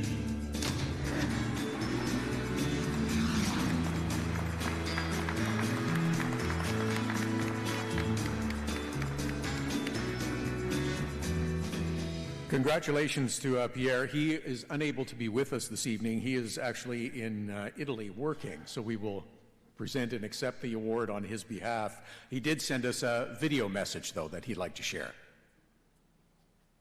Bonsoir tout le monde. Good evening, everyone. Je tiens d'abord à excuser mon absence ce soir, mais il y a une bonne raison. I wish I could be here tonight with all of you, but I am in Milano for the Winter Olympics, calling the action from the hockey tournament and mainly our Canadian team. C'est un honneur extrêmement touchant que celui de ce soir. Le sport automobile est une grande passion qui remonte à il y a près de 50 ans et qui dure encore aujourd'hui. From my first interview with Gilles Villeneuve in 1977, all the way to the call of the Abu Dhabi Grand Prix last December on RDS, it's been an amazing run of close to 50 years. Ce que je retiens de toutes ces années, entre autres choses, c'est le bonheur d'avoir décrit les exploits de merveilleux pilotes de chez nous. It's been an absolute thrill and honor to call the amazing achievements of our Canadian drivers in F1, IndyCar, Indy Lights, Formula Atlantic, Players GM, and so on. Many of them I met while they were still teenagers and saw them grow into champions or prime international drivers.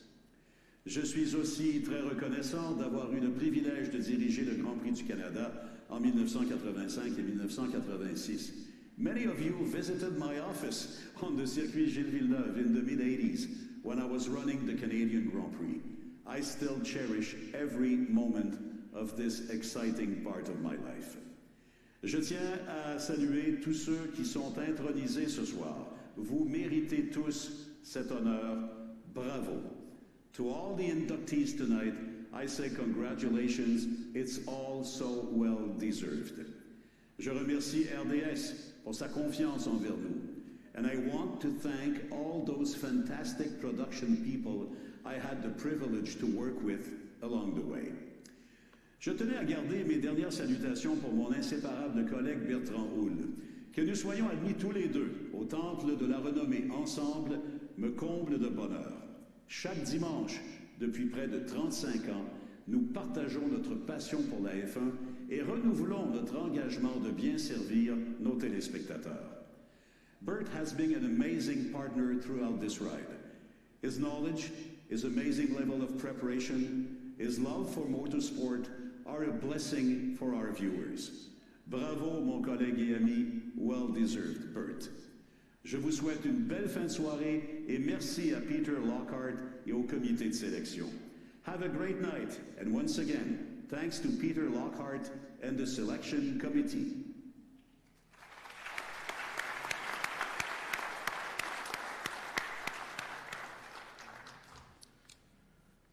Our next honoree, also in the media category. You kind of got a hint. Bertrand Houle est une figure incontournable de la couverture des sports motorisés sur RDS depuis plus de 35 ans. Son expertise et sa passion ont contribué à définir la voie francophone des courses automobiles au Canada, notamment lors des diffusions d'événements de monoplace de haut niveau. Originaire de Trois-Rivières, Québec, il a commencé sa carrière de journaliste dans les hebdomadaires de journaux régionaux avant de devenir rédacteur en chef du magazine Moteur Québec. Houle then shifted to a public relations role, working for the F1 Canadian Grand Prix and various racing series. He also spent several years working trackside as a marshal at events in Canada and the United States. Establishing himself as a leading figure for auto racing in Quebec, Houle joined RDS in 1989. When the network acquired the broadcast rights for Formula One in 1993, Houle stepped in as an analyst alongside play-by-play voice Pierre Houde. The duo's first race was on March 14, 1993, where Alan Prost won the opening event in what would become a championship season.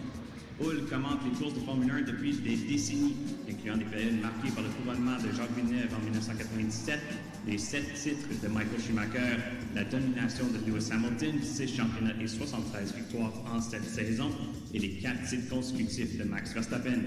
Son travail a été salué avec son ancien collègue Christian Tortora avec un prix Gémeaux, une distinction remportée pour avoir reçu 3 prix dans la catégorie animation en 1995 et 2001.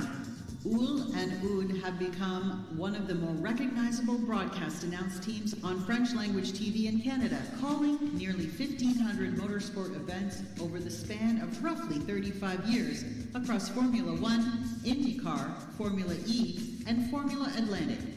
With this prominent role, the two have become ambassadors for French-language motor racing coverage. Please welcome Bertrand Houle to the Canadian Motorsport Hall of Fame.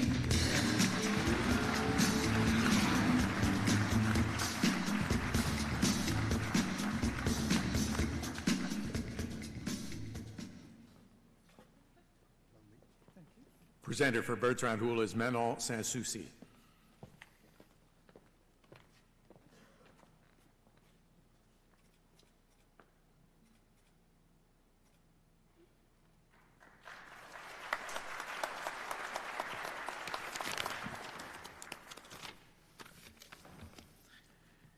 Bonsoir, good evening.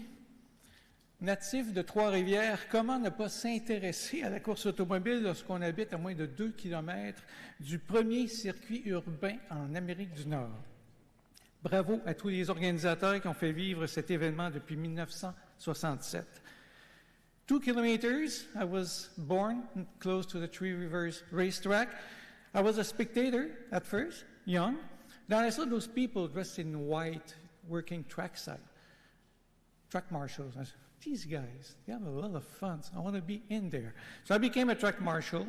I worked ice racing, karting events, road racing, Mont-Tremblant, Motorsport, many other tracks, Formula One events in Montreal, Watkins Glen, and Detroit. J'ai pu concrétiser mes études en journalisme avec ma passion pour le sport auto. Merci à Jean-D Legault qui m'a embauché pour le magazine Moteur Québec. Moving to sports journalism, I worked for many Quebec and Canadian racing magazines. I was even a ghostwriter for a certain Gilles Villeneuve for a while. Ma carrière s'est ensuite dirigée vers les relations publiques. Merci à Armand Torquia du groupe Houston. I worked many years in the PR media agency for the Canadian F1 race. Seeing the growth of this event has been impressive. En 1989, j'ai débuté ma carrière à RDS, à la salle des nouvelles. Et lorsque RDS a obtenu le contrat pour la F1, j'ai eu la chance d'être choisi pour travailler aux côtés de Pierre Houde. Merci à Jean Savard. When we started F1 broadcasting in 93, Senna, Schumacher, Prost, Alesi were racing at the same time. Wow! What a race, and the evolution of the car since then has been incredible. There has been 13 champions since that time, including our own Jacques Villeneuve. In the early days, we had some growing pains broadcasting F1. You know something about time zones, switching between standard and normal times, between continents. So we started one race an hour too soon. So we did our pre-race and we said, see you in an hour. We started also another race 1 hour too late. We were lucky that somebody pressed the button and taped the race, so we went into what is known now as tape delay. J'ai eu l'occasion lors du Grand Prix du Canada d'interviewer plusieurs grands champions, incluant, ce sera peut-être une surprise pour vous, un très charmant Michael Schumacher. Tout au long de ces années, mon objectif a été d'accompagner les téléspectateurs afin qu'ils puissent pleinement apprécier ce qui se passe en piste. J'aime parler stratégie, développement technique, analyser les incidents de course. My goal at RDS is to help the audience understand the intricacies of F1 so they can fully enjoy the races. Je remercie mes collègues de RDS, les équipes techniques, les directeurs, les assistantes, les producteurs qui ont fait un formidable travail depuis plus de 35 ans. Finalement, je reviens sur cette chance que j'ai de travailler avec Pierre Houde. Pierre Houde is a brilliant announcer, you've heard him, but also a passionate fan of F1 and a hard worker. He puts me at ease. We look at each other and we know where the conversation will go. Sometimes I say it's not even work. It's like looking at the races at home with a good friend, passing our comments. So, Pierre, mille merci.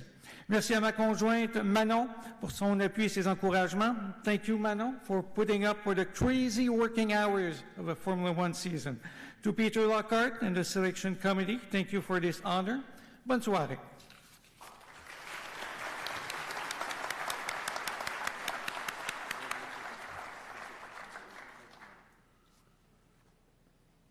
This next inductee earned his honor with stock car racing success.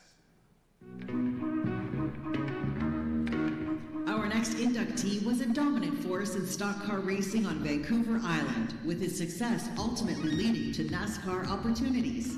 Gary Kershaw started out karting in 1958 before winning Rookie of the Year in the stock car division at Victoria, BC's Western Speedway in 1961. He was the driver to beat in the mid-1960s before winning stock car championships in 1967 and 1968, with 9 wins in 15 main events in 68. Kershaw advanced to Superstocks the following season, racing in the Pacific Northwest NASCAR Superstock circuit and winning 6 of 8 main events and the championship, while picking up another stock car title at Western Speedway. He had a busy 1970 season, debuting on the NASCAR Late Model Sportsman Tour, where he had 4 wins. He also won the Apple Cup at Yakima Speedway, Elskin 100 Championship at Evergreen Speedway, 2 wins at Langley Speedway, multiple wins at Western, and a victory at the Grandview Bowl. He won 13 of 15 main events overall. In 1971, Kershaw won 2 NASCAR late model sportsman races, including the Permatex 200 at Riverside International Raceway in California. He won the Northwest International Drivers Challenge Championship and raced at 5 different tracks, claiming a Superstock title at Western. He was voted that year's Victoria Male Athlete of the Year. He remained a regular winner over the next 2 seasons at Evergreen and Western, including victories in prestigious events. Kershaw continued to compete and win in special races in 1974, while claiming the Superstock title at Western. He won the track's Corby Cup for most main event wins, recording 21 straight main event victories. He won the Corby Cup again in 1975 before deciding to retire. He briefly came out of retirement for regional NASCAR action in 1981-82, where he also made a NASCAR Cup Series start, finishing 12th at Riverside. Please welcome British Columbia's Gary Kershaw to the Canadian Motorsport Hall of Fame.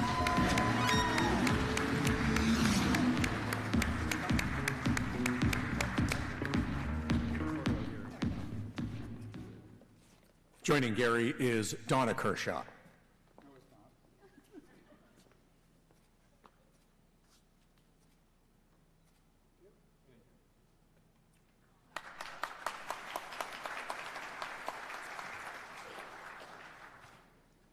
I was told if your speech is too long, you'll get the black flag. Well, mine's going to be very short because I've got lots of black flags and I don't need any more. I would like to thank the Canadian Motorsports Hall of Fame Committee and all the organizers for this wonderful evening. Congratulations to all my fellow inductees. Being inducted in the Canadian Motorsports Hall of Fame is beyond the scope of my imagination. My first reaction when Peter called was I wish all my crew, sponsors, and family who has supported me in my racing career could be on stage with me tonight. My racing career started with go-karts, stock cars, modifiers, and then advanced to NASCAR Sportsman, and finally to NASCAR Winston Cup. To my wife, Donna, a big thank you for all the research she did in helping to submit my nomination. Thank you for this incredible honor, and thank you, Peter.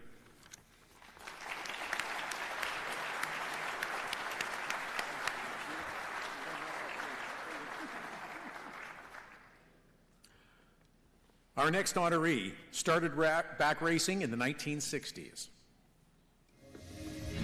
Our next inductee, hailing from Ontario, has had a varied career in motorsports, racing across Eastern Canada and the U.S. in parts of 4 decades.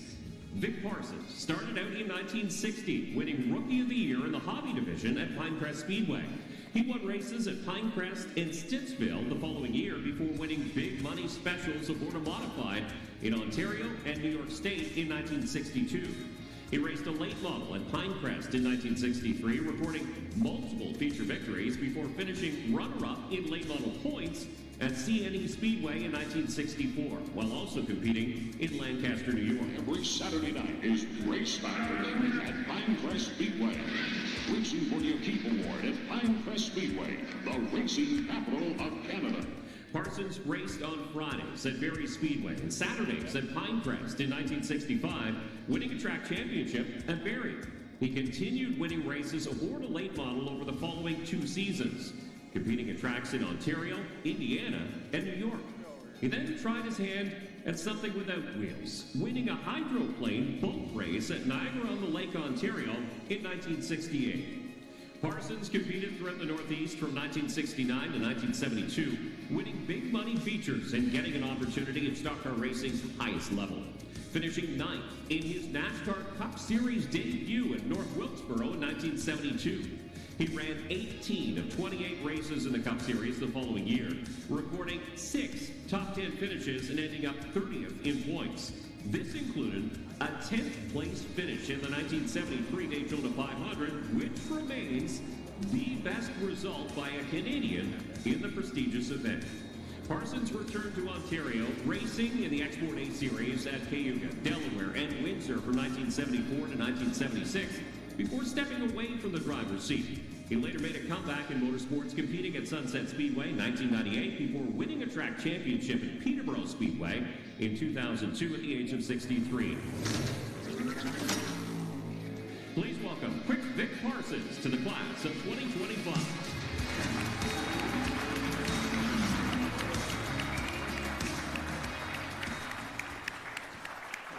Keep going, guys. Presenting the medallion to Vic Parsons is Gary Mead.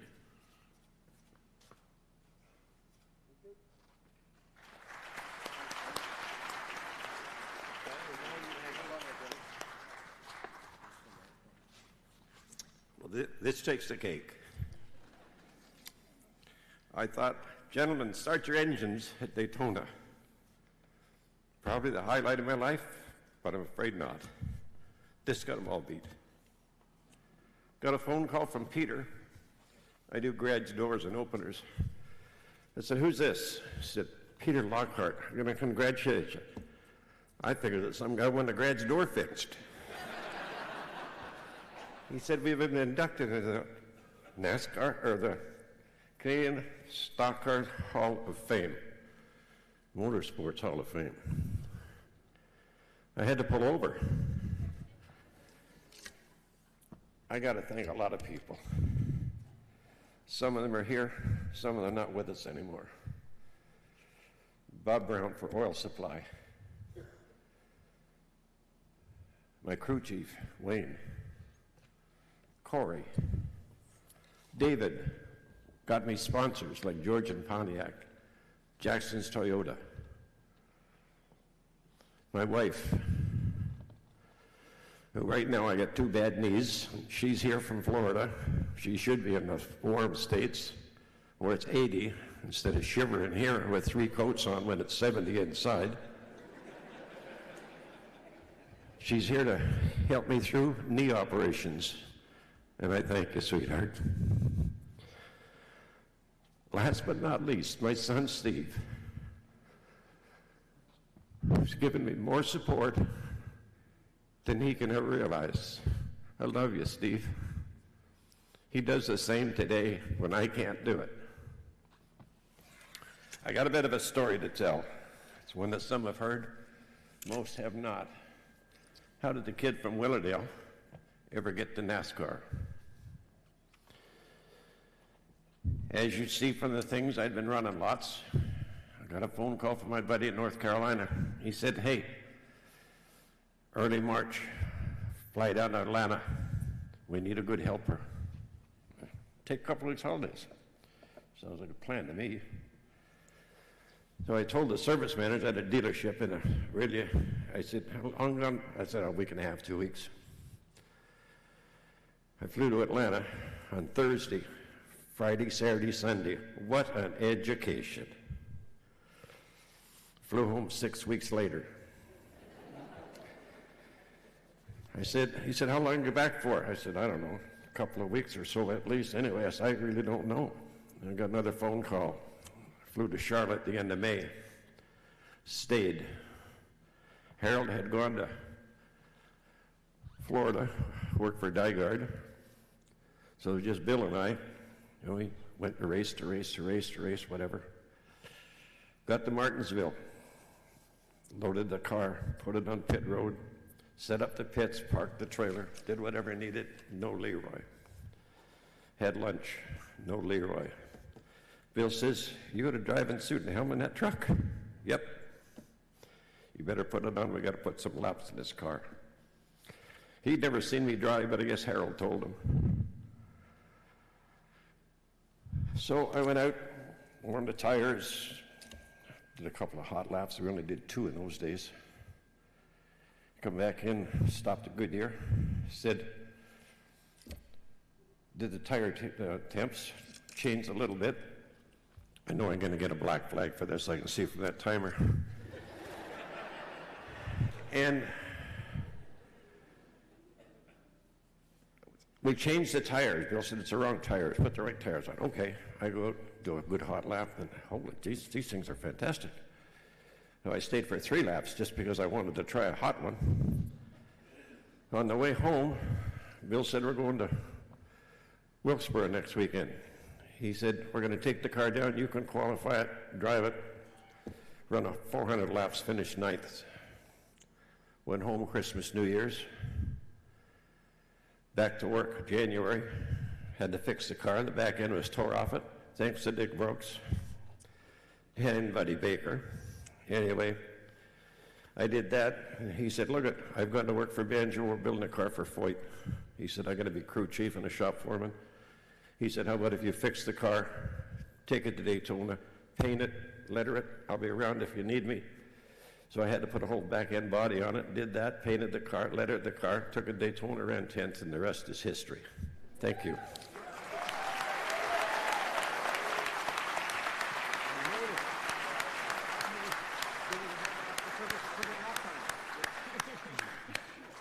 If you want to hear the rest of the story, you'll have to read my book.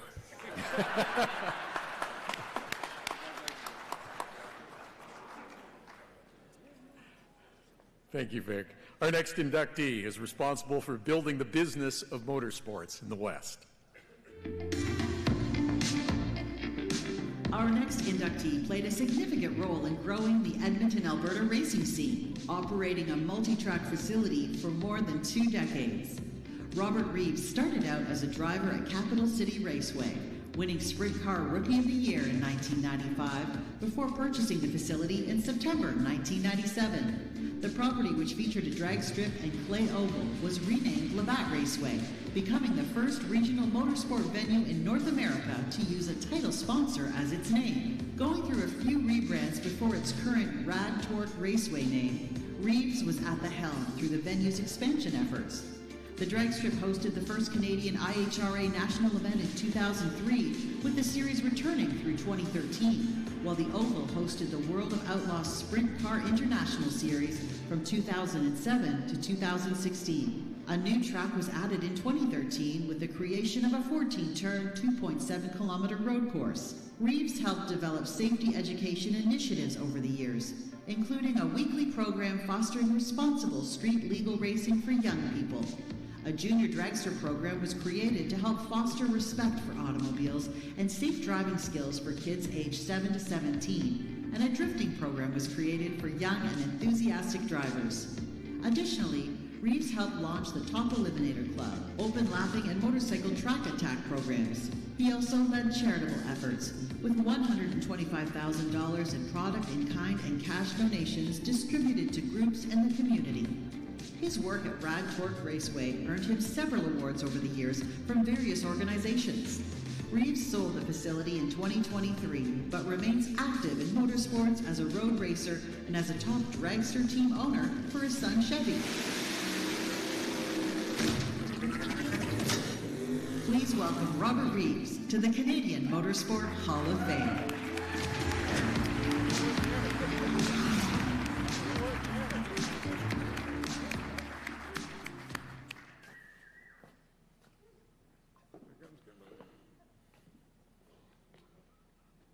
Joining Robert to present the medallion is Kimberly Reeves. Show off that tan. Mexico tan.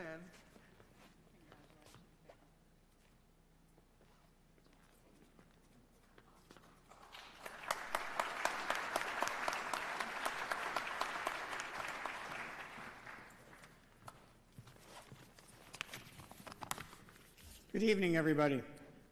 First of all, I'd like to thank the Canadian Motorsports Hall of Fame for the incredible job of hosting tonight and putting on this event that remind us why this sport and this community really matter.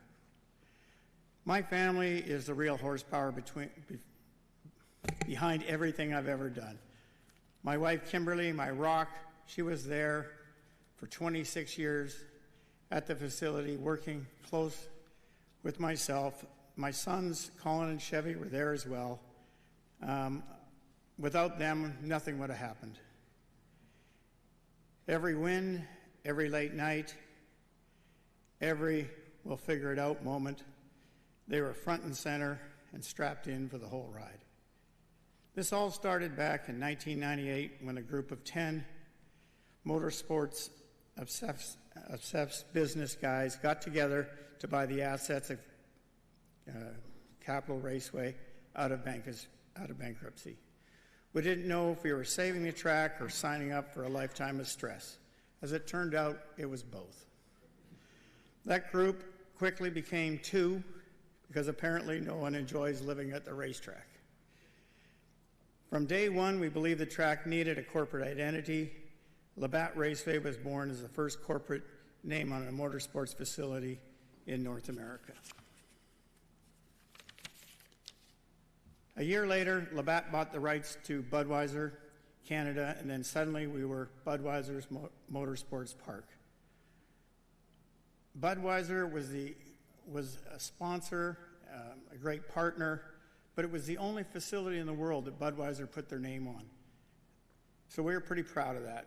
5 years later, Castrol Wakefield came on board for a 15-year run as Castrol Raceway. And finally, Rad Torque Systems stepped up and carries that torch today.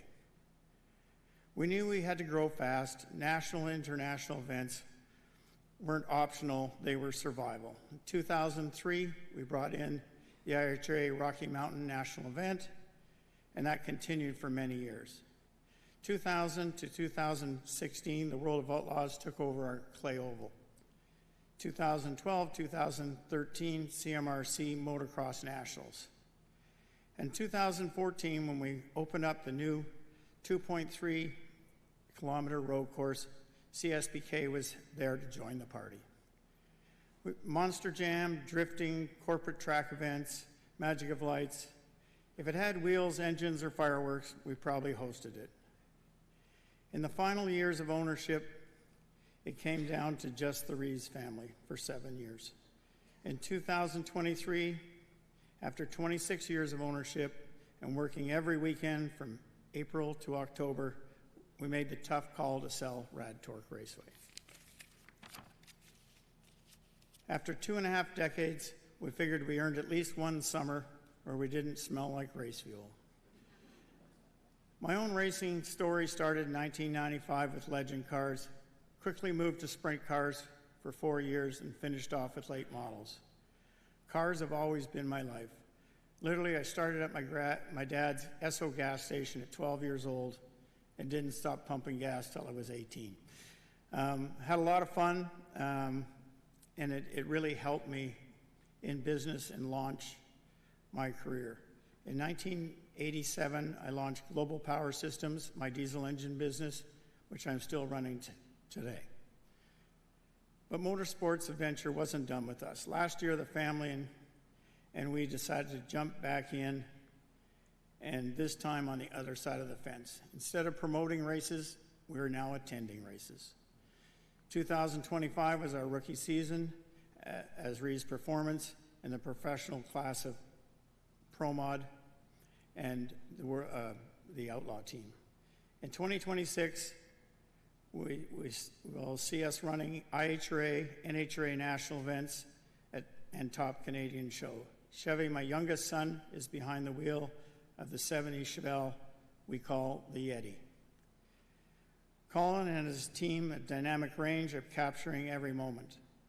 Colin is also going to start his drifting program over again after having 4 great kids, my grandchildren. Kimberly is running the team management and proudly holding the title of the Merch Mom, the most dangerous job in motorsports. I'm honored to be inducted tonight, but I'm not done.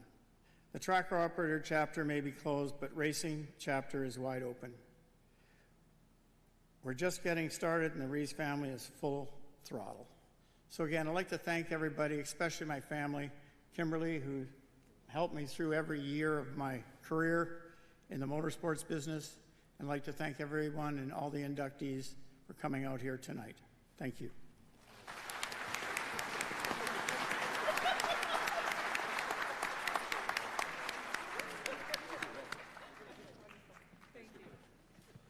Our next honoree, from Quebec, he played an enormous role in dirt racing. Le prochain membre du Temple de la Renommée a contribué à confectionner le monde des courses sur terre battue grâce à son rôle d'officiel pendant plus de 50 ans. Gaston Salvas a commencé son implication dans ce sport en 1962 avant de rédiger le premier livre de règlement des courses sur terre battue au Québec en 1969. Il a, par la suite, amélioré celui-ci et en a publié une nouvelle version en 1974. Au fil des ans, il a occupé les fonctions de préposé au départ en chef et de directeur de course sur 47 circuits au Québec, en Ontario et aux États-Unis. Salva held various roles at Super Dirt Week in Syracuse, New York from 1978 to 2010, including signaler, chief flagman, technical director, and race director. He joined Dirt Car as vice president of the North Division from 1992 to 2004 and was the Dirt Car 358 Modified Series director from 1993 to 2011. He remains active in an officiating role on occasion, serving as head starter for the Chevrolet Urban Challenge at the Grand Prix de Tour-de-Gare, an event that sees dirt modifieds race on asphalt at the prestigious street course event. Away from the track, Salvas served as a police officer with the Montreal Police Service from 1959 to 1986. Merging his two areas of expertise, he founded and served as president of the Formation Routière Professionnelle GS Incorporated from 1986 to 2021. The driving school specializes in emergency driving instruction for police officers, paramedics, and firefighters. He developed a counter-terrorism version of that training for the Ministry of Foreign Affairs, offering instruction to drivers from over 90 countries. Gaston Salvas a été intronisé au Temple de la renommée des sports motorisés Dirt à Wicksport dans l'État de New York en 2017 pour sa contribution exceptionnelle aux sports motorisés. Il a également été intronisé au Mémorial de la terre battue du Québec, le mur de la renommée des courses sur terre battue à l'autodrome de Granby en 2023. Ajoutons un autre à cette liste. S'il vous plaît, accueillez Gaston Salvas comme nouveau membre du Temple de la renommée du sport motorisé canadien.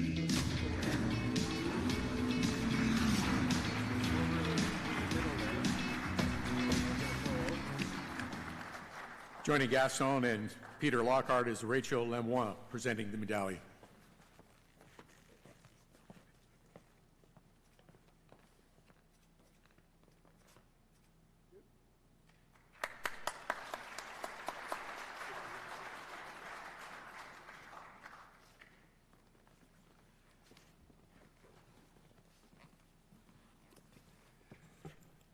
Merci beaucoup. Merci Todd. Merci aussi Peter. Merci Peter. Et également, j'aimerais remercier l'ensemble du comité du Canadian Motorsport Hall of Fame.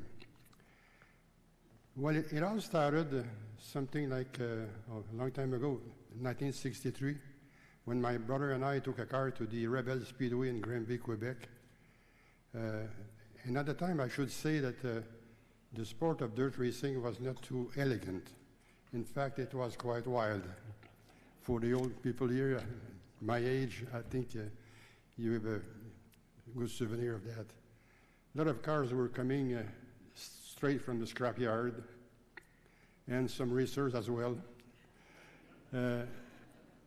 The success oftenly was equivalent to the roughness that you could apply. And I said to myself, you know, what am I doing here? If I'm going to stay in this sport, I'm going to try to improve it. And early in 1970, 72, I guess, a promoter in Quebec who was the promoter of two speedway has offered me to be his head starter at his speedway, which I did accept. I knew when he was passing something like 2-3 starter a month, I mean, they would get rid of the job because they would get beaten, insulted, and so on. So I took the job and I stayed there 10 years. But it was rough. There was one rule, in fact. There was no rule. And I did write a rule book, like it was said there, and the first one in 1969, the second one in 1974. And the rest, like somebody said before, it's history because you've seen it all over there. But nothing like this would have happened without the support and the love of my wife, Rachel, which is there. And one thing I got to mention, we did celebrate last year in August 63 years of marriage.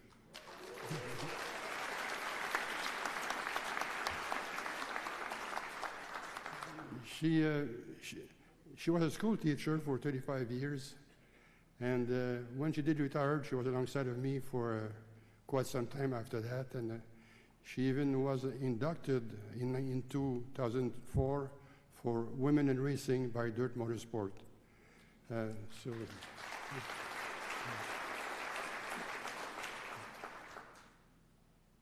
I thank you all for all this, you know, and I'd like also to mention one thing. En conclusion, si je retourne en arrière dans le temps, il y avait besoin pour qu'un ménage soit fait, pour un coup de balai soit donné. Et le hasard a voulu que ce soit moi qui le fasse. Mais le succès est toujours égal à l'effort qu'on y a mis pour atteindre l'excellence. Et croyez-moi, j'y ai mis tout mon cœur. In many different ways, we're part of a big family, the Canadian Motorsport family, and it's an honor for me to be part of you in this big family. And finally, I want to say that Robert Kennedy one day made a quote, and he said, "Some people may see something and they ask why. I dream of things that never were and say, why not?" Thank you. And this flag here is going to be given. It's one of my flags which I didn't use. And by the way, this was made by my mother about 60 years ago. And but it's not the only one I have, though, because my two sons were also starters at the time and the race director. And by the way, Steve, one of my twin boys, he was named a few days ago the future for this coming year, the competition and race director for NASCAR Canada. So, yes. Congratulations. This is to tell you that the apple never falls far from the tree. Thank you, Gaston. One more inductee, a racer who has an unmistakable smile. Our next inductee achieved success while climbing through the open-wheel ranks before inspiring others during his comeback from a life-altering injury to compete in sports cars. Guelph, Ontario's Robert Wickens started out in karting, winning 3 Sunoco Ron Fellows karting championships between 2002 and 2005. He then won championships in Formula BMW USA in 2006 and the Formula Renault 3.5 Series in 2011. Wickens finished runner-up in Formula 2 in 2009 and GP3 in 2010 before becoming a Formula 1 test driver in 2011. He then spent 6 seasons in closed-wheel racing, winning multiple events in the DTM German touring cars and making a start in the 2017 24 Hours of Daytona. He returned to open-wheel competition in 2018, joining Schmidt-Peterson Motorsports full-time in IndyCar. He started on pole in his debut at St. Petersburg and finished 9th in the Indianapolis 500 to earn the race's Rookie of the Year. He went on to win the series Rookie of the Year with 4 podiums and 7 top 5s in 13 races before a crash left him paralyzed. Wickens documented his recovery on social media, inspiring others as he returned to competition in 2022, driving a hand-controlled sports car for Brian Herta Autosport. He won the 2023 IMSA Michelin Pilot Challenge TCR Championship, becoming the first paraplegic to win a major motorsport championship. He finished 3rd in the standings in 2024 while recording the class win in his home race at Canadian Tire Motorsport Park. He also became the first disabled driver to test a Formula E car. Wickens most recently made 5 GTD class starts in the IMSA WeatherTech Sports Car Championship in 2025. He's also kept busy working with Bosch to develop better hand controls for street cars to help other paraplegics get behind the wheel, and is working to improve accessibility for fans at motorsport events. Please welcome Robert Wickens into the Canadian Motorsport Hall of Fame.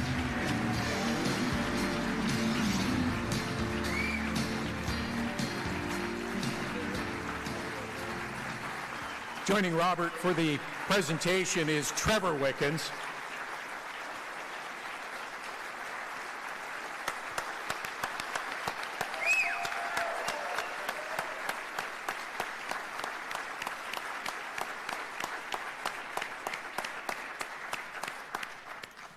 Robert, just before you give your speech, we have a little video from back in the day. I believe the year was 2004. You were helping out with the Canadian Motorsport Hall of Fame, the presentation to one Doug Kennington.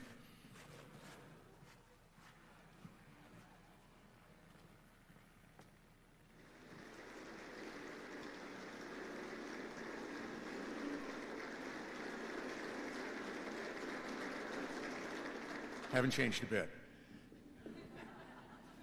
Well, I didn't drop it, so that was a start. Well, thank you guys.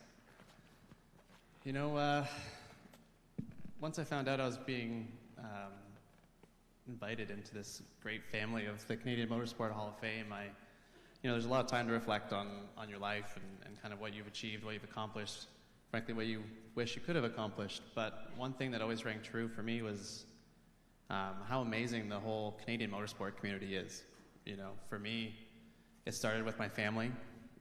My mom, my dad, my brother, we were just a clueless family showing up at Waterloo Regional Kart Club in 1997 with a go-kart and wanting to go racing. And long and behold, I had some talent behind the wheel, thankfully, but more than that, it was a family sport for us. My brother, Trevor, myself, the whole family, we just kind of went as our own little duo, whole family just tackling the world and going one race at a time, trying to beat these bigger teams and harder competitors. And that's what made me, I think, the competitor I am, was how strong the Canadian motorsport community was. All of the competition I had at a young age made me want to be a better driver. And then seeing greats ahead of me and giving back to the community like Ron Fellows and Linda Fellows, with providing an opportunity for a lot of Canadians to showcase their abilities. But there's one that kind of stands out. It was kind of around that time, actually, 2004.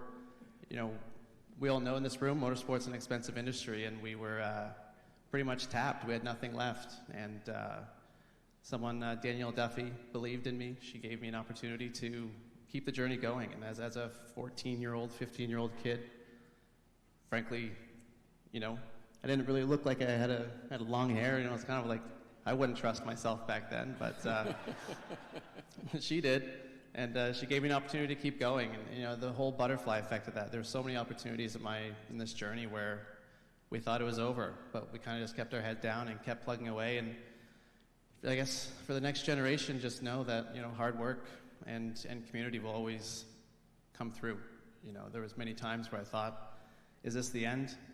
When, being with the Red Bull program for 6 years and taking me to Europe at 16 just by myself from train station to train station trying to make it to each race. And sometimes, you're wondering, is this really worth it? But it always was. And I think, it's been quite the ride. Obviously, then everything changed in 2018, being involved in an accident, leaving me paralyzed. And I know for a fact I wouldn't be standing where I am right now without the love and support of my wife, Carly. See, this is why I don't mention you.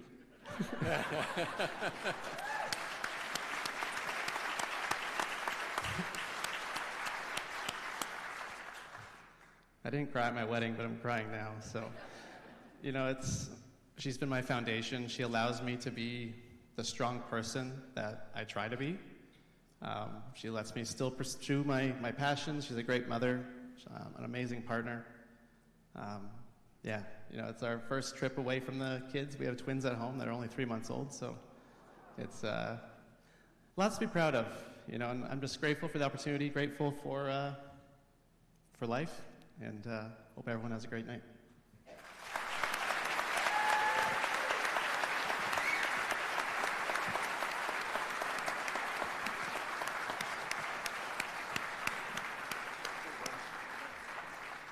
Thank you, Robert. In addition to the worthy candidates and inductees celebrated from Canada, Canadian Motorsport Hall of Fame features an international category to recognize significant accomplishments by individuals, companies, and organizations from around the world that have achieved outstanding success in motorsports. This year, we recognize the tremendous efforts of two gentlemen and their company that contributed greatly to motorsports, and without them, there would not be an IndyCar race in Canada each year. And this year, they are embarking on the bold new step that sees the Ontario Honda dealers Indy Markham begin its life as part of their legacy. Hailing from two very different parts of the globe, our class of 2025 international inductees have made an enormous impact on motorsport in Canada, providing some of our country's greatest moments on the track, as well as heralding some of our most storied racing events. As business partners for over 30 years, Kim Green and Kevin Savory have shared 3 Indianapolis 500 wins. 4 IndyCar Series championships, and maintained a long-standing tradition of racing through the streets of Toronto. All these years later, they continue to push racing in Canada forward, with the Ontario Honda dealers Indy at Markham flying the green flag for the first time this summer. Kim Green's professional racing journey began in the Can-Am Series in 1981 when he and his brother Barry worked for Paul Newman's team. This kickstarted a career that would see him serve in roles from mechanic through to racing strategist and ultimately claiming the 1995 Indianapolis 500 with Jacques Villeneuve. In partnership with Kevin Savary and Michael Andretti, Kim went on to be a team owner of Andretti Green Racing, heralding one of IndyCar racing's most successful and iconic racing teams. Okay, the congratulations of Kim Green, Kevin Savary, and of course, Michael Andretti.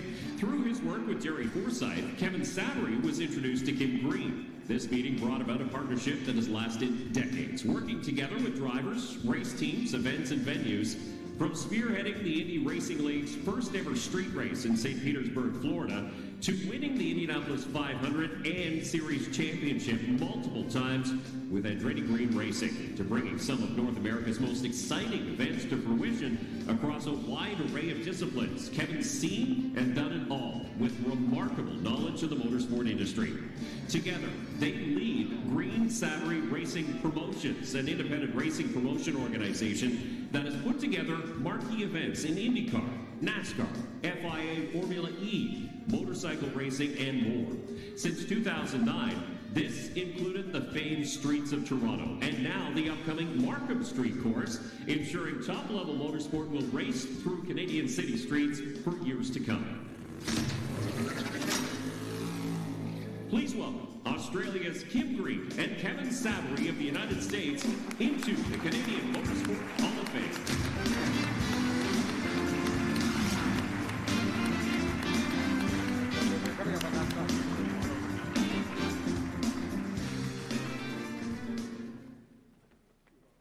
Vice Chair of the Hall, Derek Lynch, is here to present Kim and Kevin with their medallions.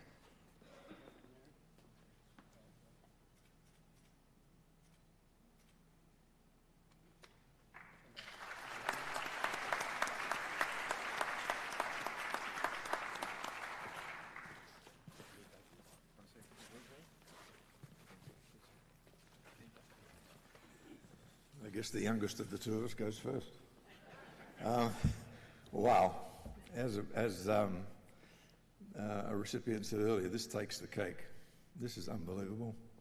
So honoured to be inducted into the Canadian Motorsports Hall of Fame. Not sure deserving, but it's been a fabulous career in motor racing. It started because I did not want to be a dairy farmer milking cows all my life. So I decided to become a race mechanic and venture off from Australia and get into motor racing around the world. And I've been so blessed to work with Paul Newman, Jim Halls, Dan Gurney, my brother Barry, but got to know a pretty smart accountant in Kevin Savary, and together we managed to form a great race team with Andretti Green Racing, with Michael Andretti, and launched our racing career as race winners and championship winners. At the time, the series we were running in was only racing on oval tracks, and that was not what we wanted, so we talked IndyCar into going street racing in St. Petersburg. And I would say then the rest is history. St. Petersburg street race, 22 years this year. One of the iconic IndyCar races, I think, in the country, and I think we're going to see record crowds. Next week, we just started building the racetrack on the airport this morning.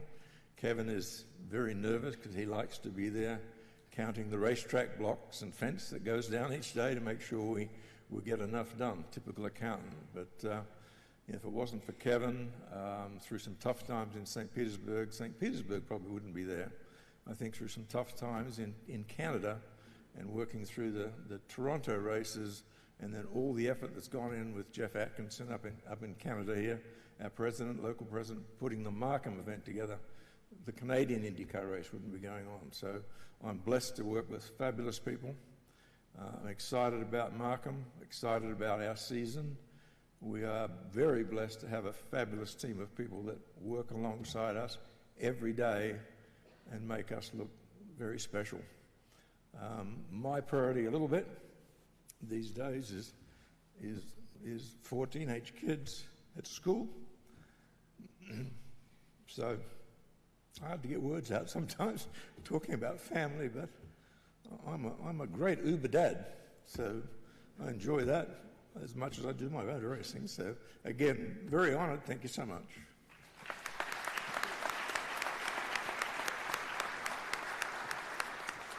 Thanks, everyone. To the Canadian Motorsport Hall of Fame, Peter Lockhart, the selection committee. Just thank you so much for this honor. And as Kim said, we just seem so undeserving compared to some of the great competitors and drivers and technicians that are in this room tonight. So just so honored. I mean, I'm the guy that's always behind the desk. So, again, it's just such an honor to be here.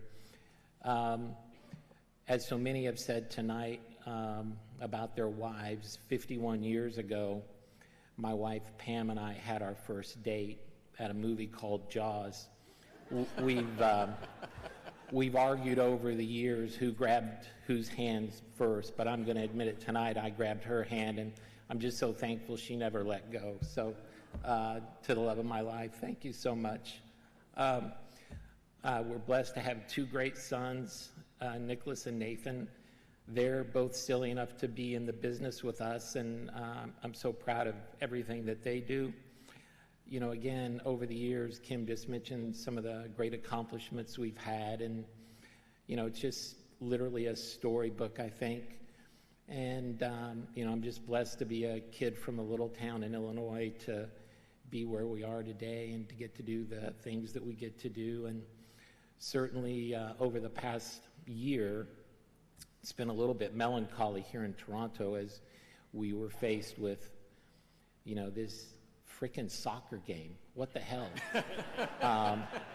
But as time progressed, the Minister of Sport and Business was like, look, we want this race in Ontario, go figure it out. And, again, through the partnership with the Ontario Honda dealers and the Minister of Sport and Business, they really pushed us to stay here in Ontario. And as some of you heard Mayor Scarpitti a little while ago, you understand how once you get in the room with him, you're not going to leave until you shake hands that you've got a deal done. And I promise you that for many, many years to come, you're going to see an exciting race car event and spectacle in Markham, Ontario. And, they have this tagline, why Markham?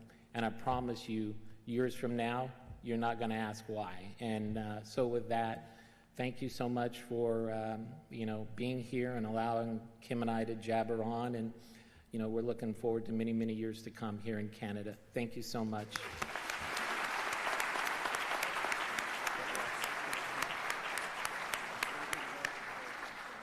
Thank you, Kim. Thank you, Kevin. Congratulations. We're going to keep Derek Lynch for just a moment. He's going to share just a couple of words with us about his new alumni program that he is working with the Hall of Fame. Thank you very much, Todd. Welcome, everybody, tonight. Thank you for coming. And again, a special thank you and congratulations to all of the inductees. I'm going to show a little bit of bias here, unfortunately. Vic, congratulations. Vic spent several years with my wife, Kate, and I when we operated Kawartha Speedway, and it was a pleasure to have him, and this is well-deserved. So good job, Vic. If you've been paying attention tonight at all, I think there's several kind of key words that have come up throughout everybody's discussions. Hard work, focus, dedication, community, and family. I was fortunate that I grew up in a racing family, so I got taught a lot of lessons early on. I didn't have to wait for, like Jake indicated, somebody to come and find me in the pit area. Usually my dad had taken care of it before anybody got there. I'm fortunate that my beautiful wife, Kate, grew up on the other side of the racing business. Her family promoted and ran race series and tours and tracks throughout the New England states and in Eastern Canada. When you are in racing, your world tends to get very small. As everybody indicated today, you spend a lot of time with your head down working. And the people that support you are your family. And unfortunately, they take a lot of the brunt of the good days and the bad days, but they also give a lot of sacrifice. There was a popular modified racer named Eddie Flemke from New England in the 50s, 60s, and 70s. He had a great quote that he said, in order to be a great race car driver, you have to have a little bit of larceny in your heart. And I think that's pretty true. And again, that makes your world kind of small. You tend not to make a lot of friends at the racetrack. Your focus is to beat them. Your focus is to be better than them and ultimately come out on top at the end of the day. What I've noticed here in the last couple of years, I was very proud to be inducted into the Hall a few years ago, and I've come back to attend the events. And what I realize is that when I come here tonight and Jake Collison's wife comes up to me and says, "You raced against my uncle." I'm like, huh. And when I'm chatting with Marty Gaunt, and Marty says, "Yeah, Derek, red 15 car." I'm like, huh. And last year when Murray Tim went in, and Murray and I were talking, Murray says, "Yeah, I bought a used brake pedal from you about 1988 at the flea market." And what you begin to realize is that this is your family. These are the people who understand what you do. Now, I don't know where most of you grew up, but if you were like me, and I grew up in a little 1,300-person town in Norwood, there were far more kids Saturday mornings put on hockey skates than there was work on their race cars or their go-karts. So again, your world got very small. When you progress through the racing, you're like trying to explain to people where you're at, and you're like, well, I'm playing Junior A. You had to give them some kind of a hockey reference they could understand, because they didn't really understand racing, you know? So when you get amongst our peers, it's very important, in my opinion, that we stay connected. With the Hall this year, as Nicole and Alexis mentioned earlier, it's not only our duty in years past to educate the racers that come along, it's now our duty that we're at this point in our careers, we need to curate the history, and we need to provide a place for the younger racers to end up. We formed the Alumni Association this year with the launch of our new website, and I'm going to be reaching out to as many of you as I can. Some of you I already have. We want to bring you into the community and keep you there. It's not a one-and-done situation. We want you back for galas coming in the future. We want you at celebrations of speed. We want to begin other events or initiatives that can possibly help young racers that are coming along to advance in the sport and hopefully one day get to where we all are tonight. So like I said, if you get a chance, check out our website. It's beautifully done. The ladies did a wonderful job on it. Lots of interaction there. But check out the alumni section. There's a survey on there. We're asking you for your contact information in order so that we can keep in touch. We want to let you know what's going on. We want to let you know at events, and we want your feedback. We want to know what it is that you folks would like to be a part of and events that you think might help, promote the Hall and keep us connected as a community. Thank you very much for your time. Again, congratulations to every inductee tonight, and please enjoy the rest of your evening. Have a wonderful night.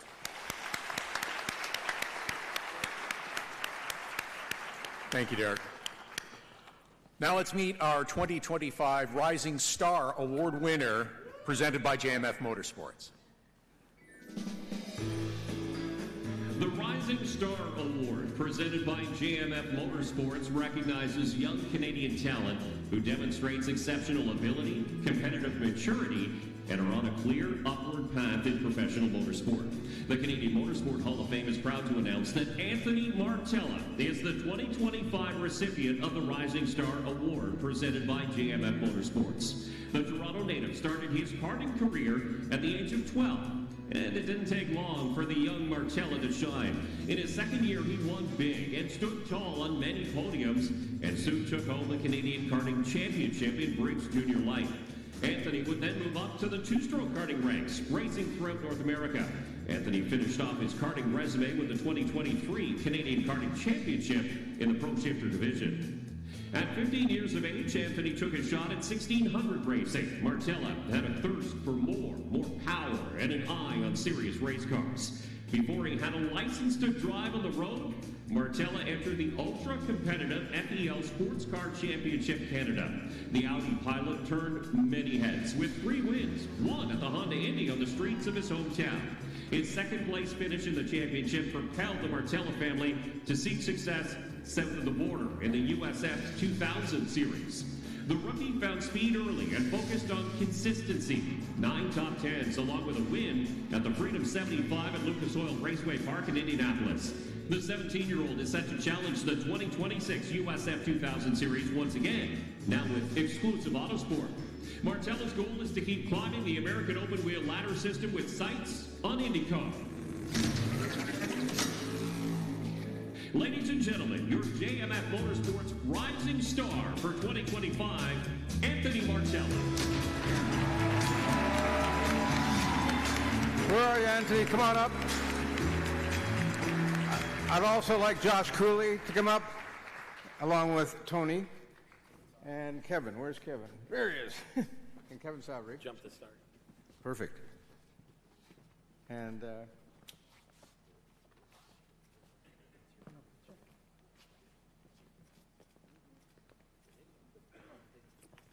hold on, we forgot something.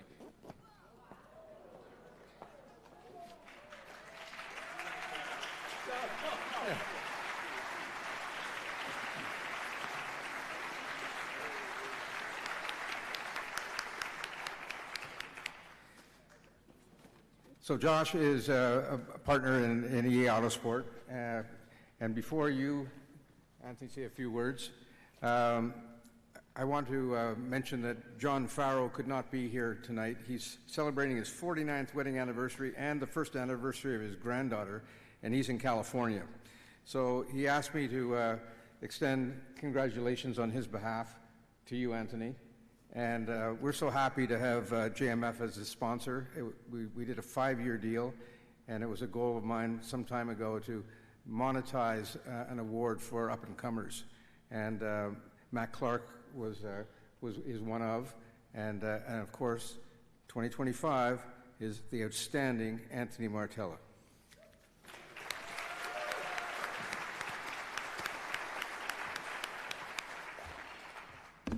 All right.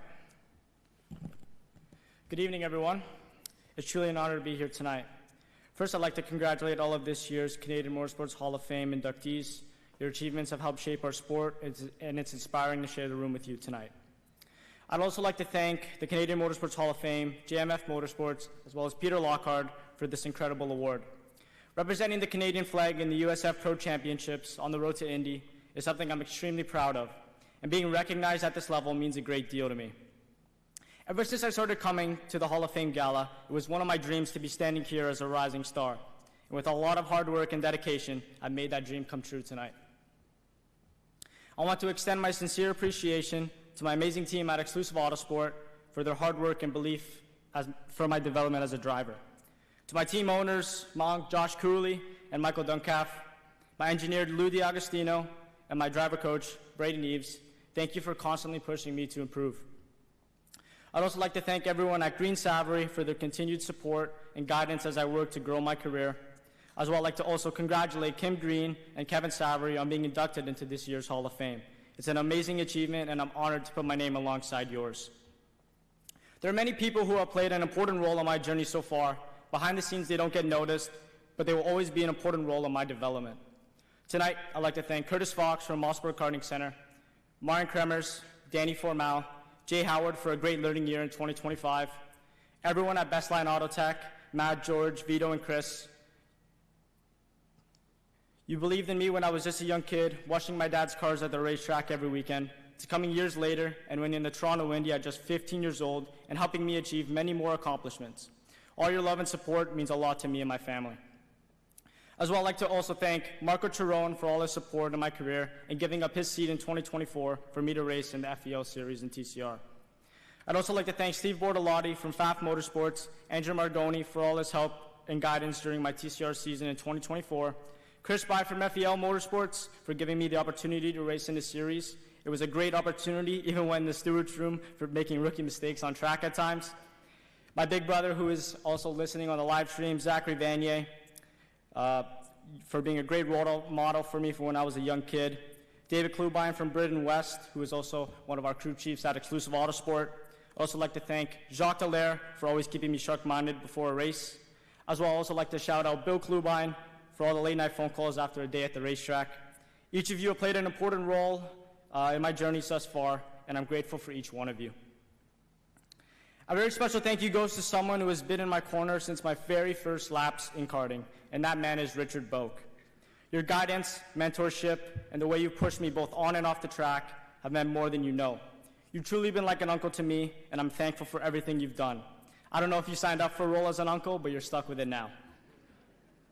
I'd also like to thank Miguel and Angel from Nin Transport for believing in me since my days at Mossburg Karting Center. Your advice, love, and encouragement have always been appreciated to me and my family. I don't want to get emotional with this one, but finally, I'd like to also thank my amazing family, my grandparents, godparents, and my cousin Mario, who's like an older brother to me, as well as my amazing sister Victoria for her support and all her sacrifices so I can chase my dreams. Growing up around the racetrack with my grandfather and father sparked a passion that drives me today, and it's an honor to carry the Martella name through the ladder system towards IndyCar. Mom, thank you for the countless hours sacrifice you make to help me chase my dreams. Your dedication and love never goes unnoticed, and I'm so grateful to have you by my side. Dad, no amount of words can express how much you mean to me. Thank you for molding me into the young man that I am today and teaching me how to get back up when I was knocked down. Your endless hours of effort, commitment, and belief have been instrumental to our success, and I simply wouldn't be here without you today. With all of that said, I'm very excited for our 2026 campaign, which will be my second year in USF 2000 as I continue working towards my dream of becoming an IndyCar driver and winning the Indianapolis 500. I'll keep pushing, improving, and representing Canada with pride every time I get behind the wheel. And with the people standing behind me, I'm set up for success in being a title contender in 2026. Thank you to everyone who's been a part of this journey so far. The best is yet to come. St. Pete, here we come. Thank you, guys.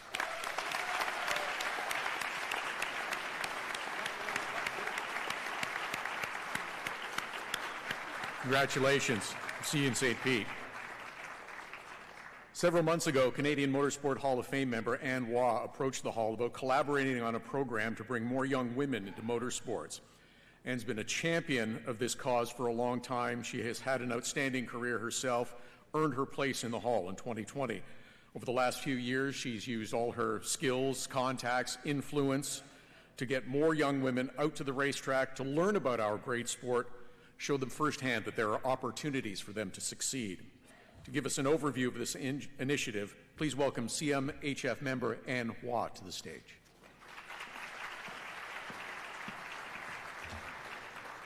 All right, I'm going to try and make this quick. Thank you, Todd. Thank you. All right. Bonsoir tout le monde. Thank you for being here. First of all, I need to congratulate, like everyone else has done, I'd like to congratulate the inductees, class of 2025. It's an honor for me to be in the same room as you, so bravo, félicitations. Secondly, like most of you, we've all been working in racing for many, many years. I spent 31 years so far.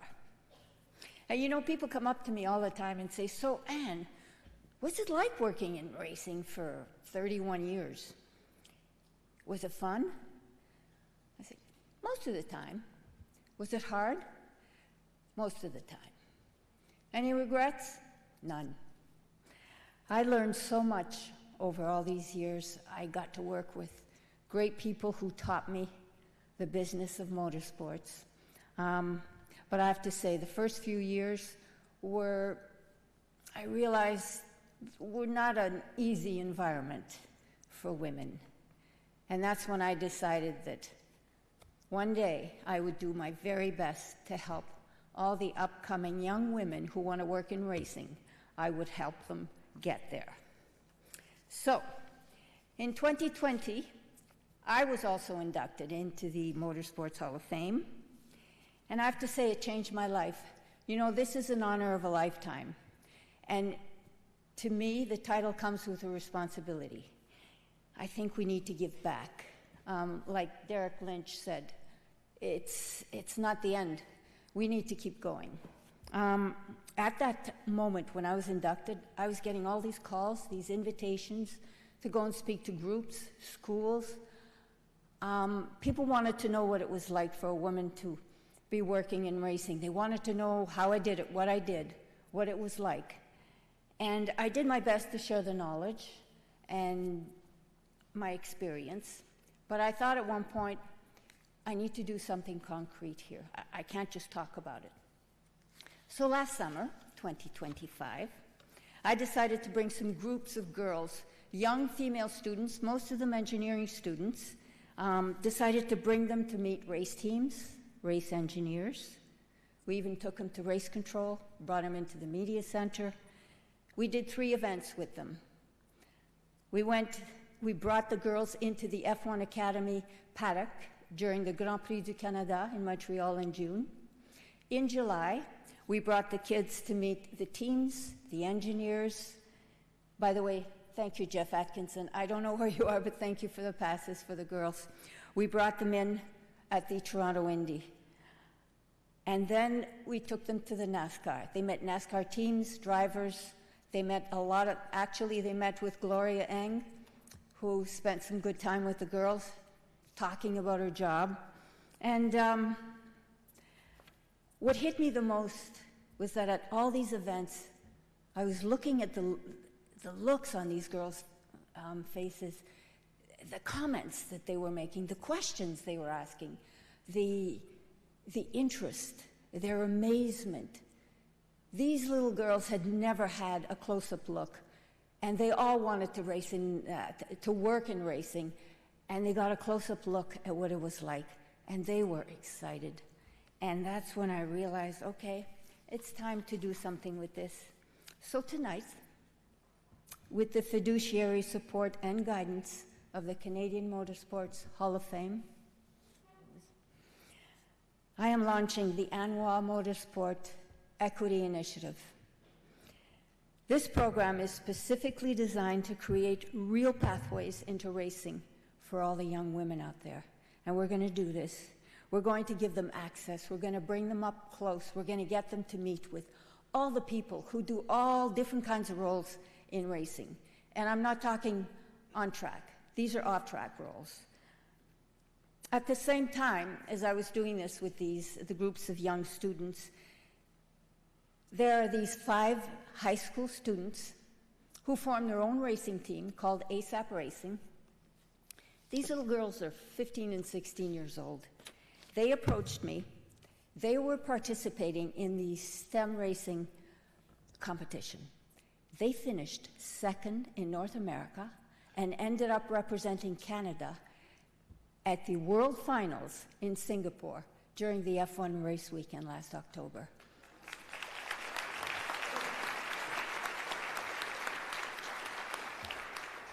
And one of the girls from ASAP Racing was offered a 3-year internship with the F1 Williams race team. I mean, how cool is that?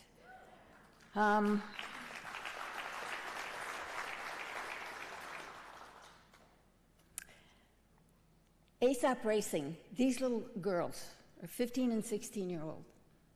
They went out and raised some money because they wanted to be our first donor for my initiative. And I know they're watching. They told me they were watching. So, merci, ASAP. I also need to thank some pretty special people. I want to thank Nicole Lasselle. She's on the board, and she's done a great job with the website.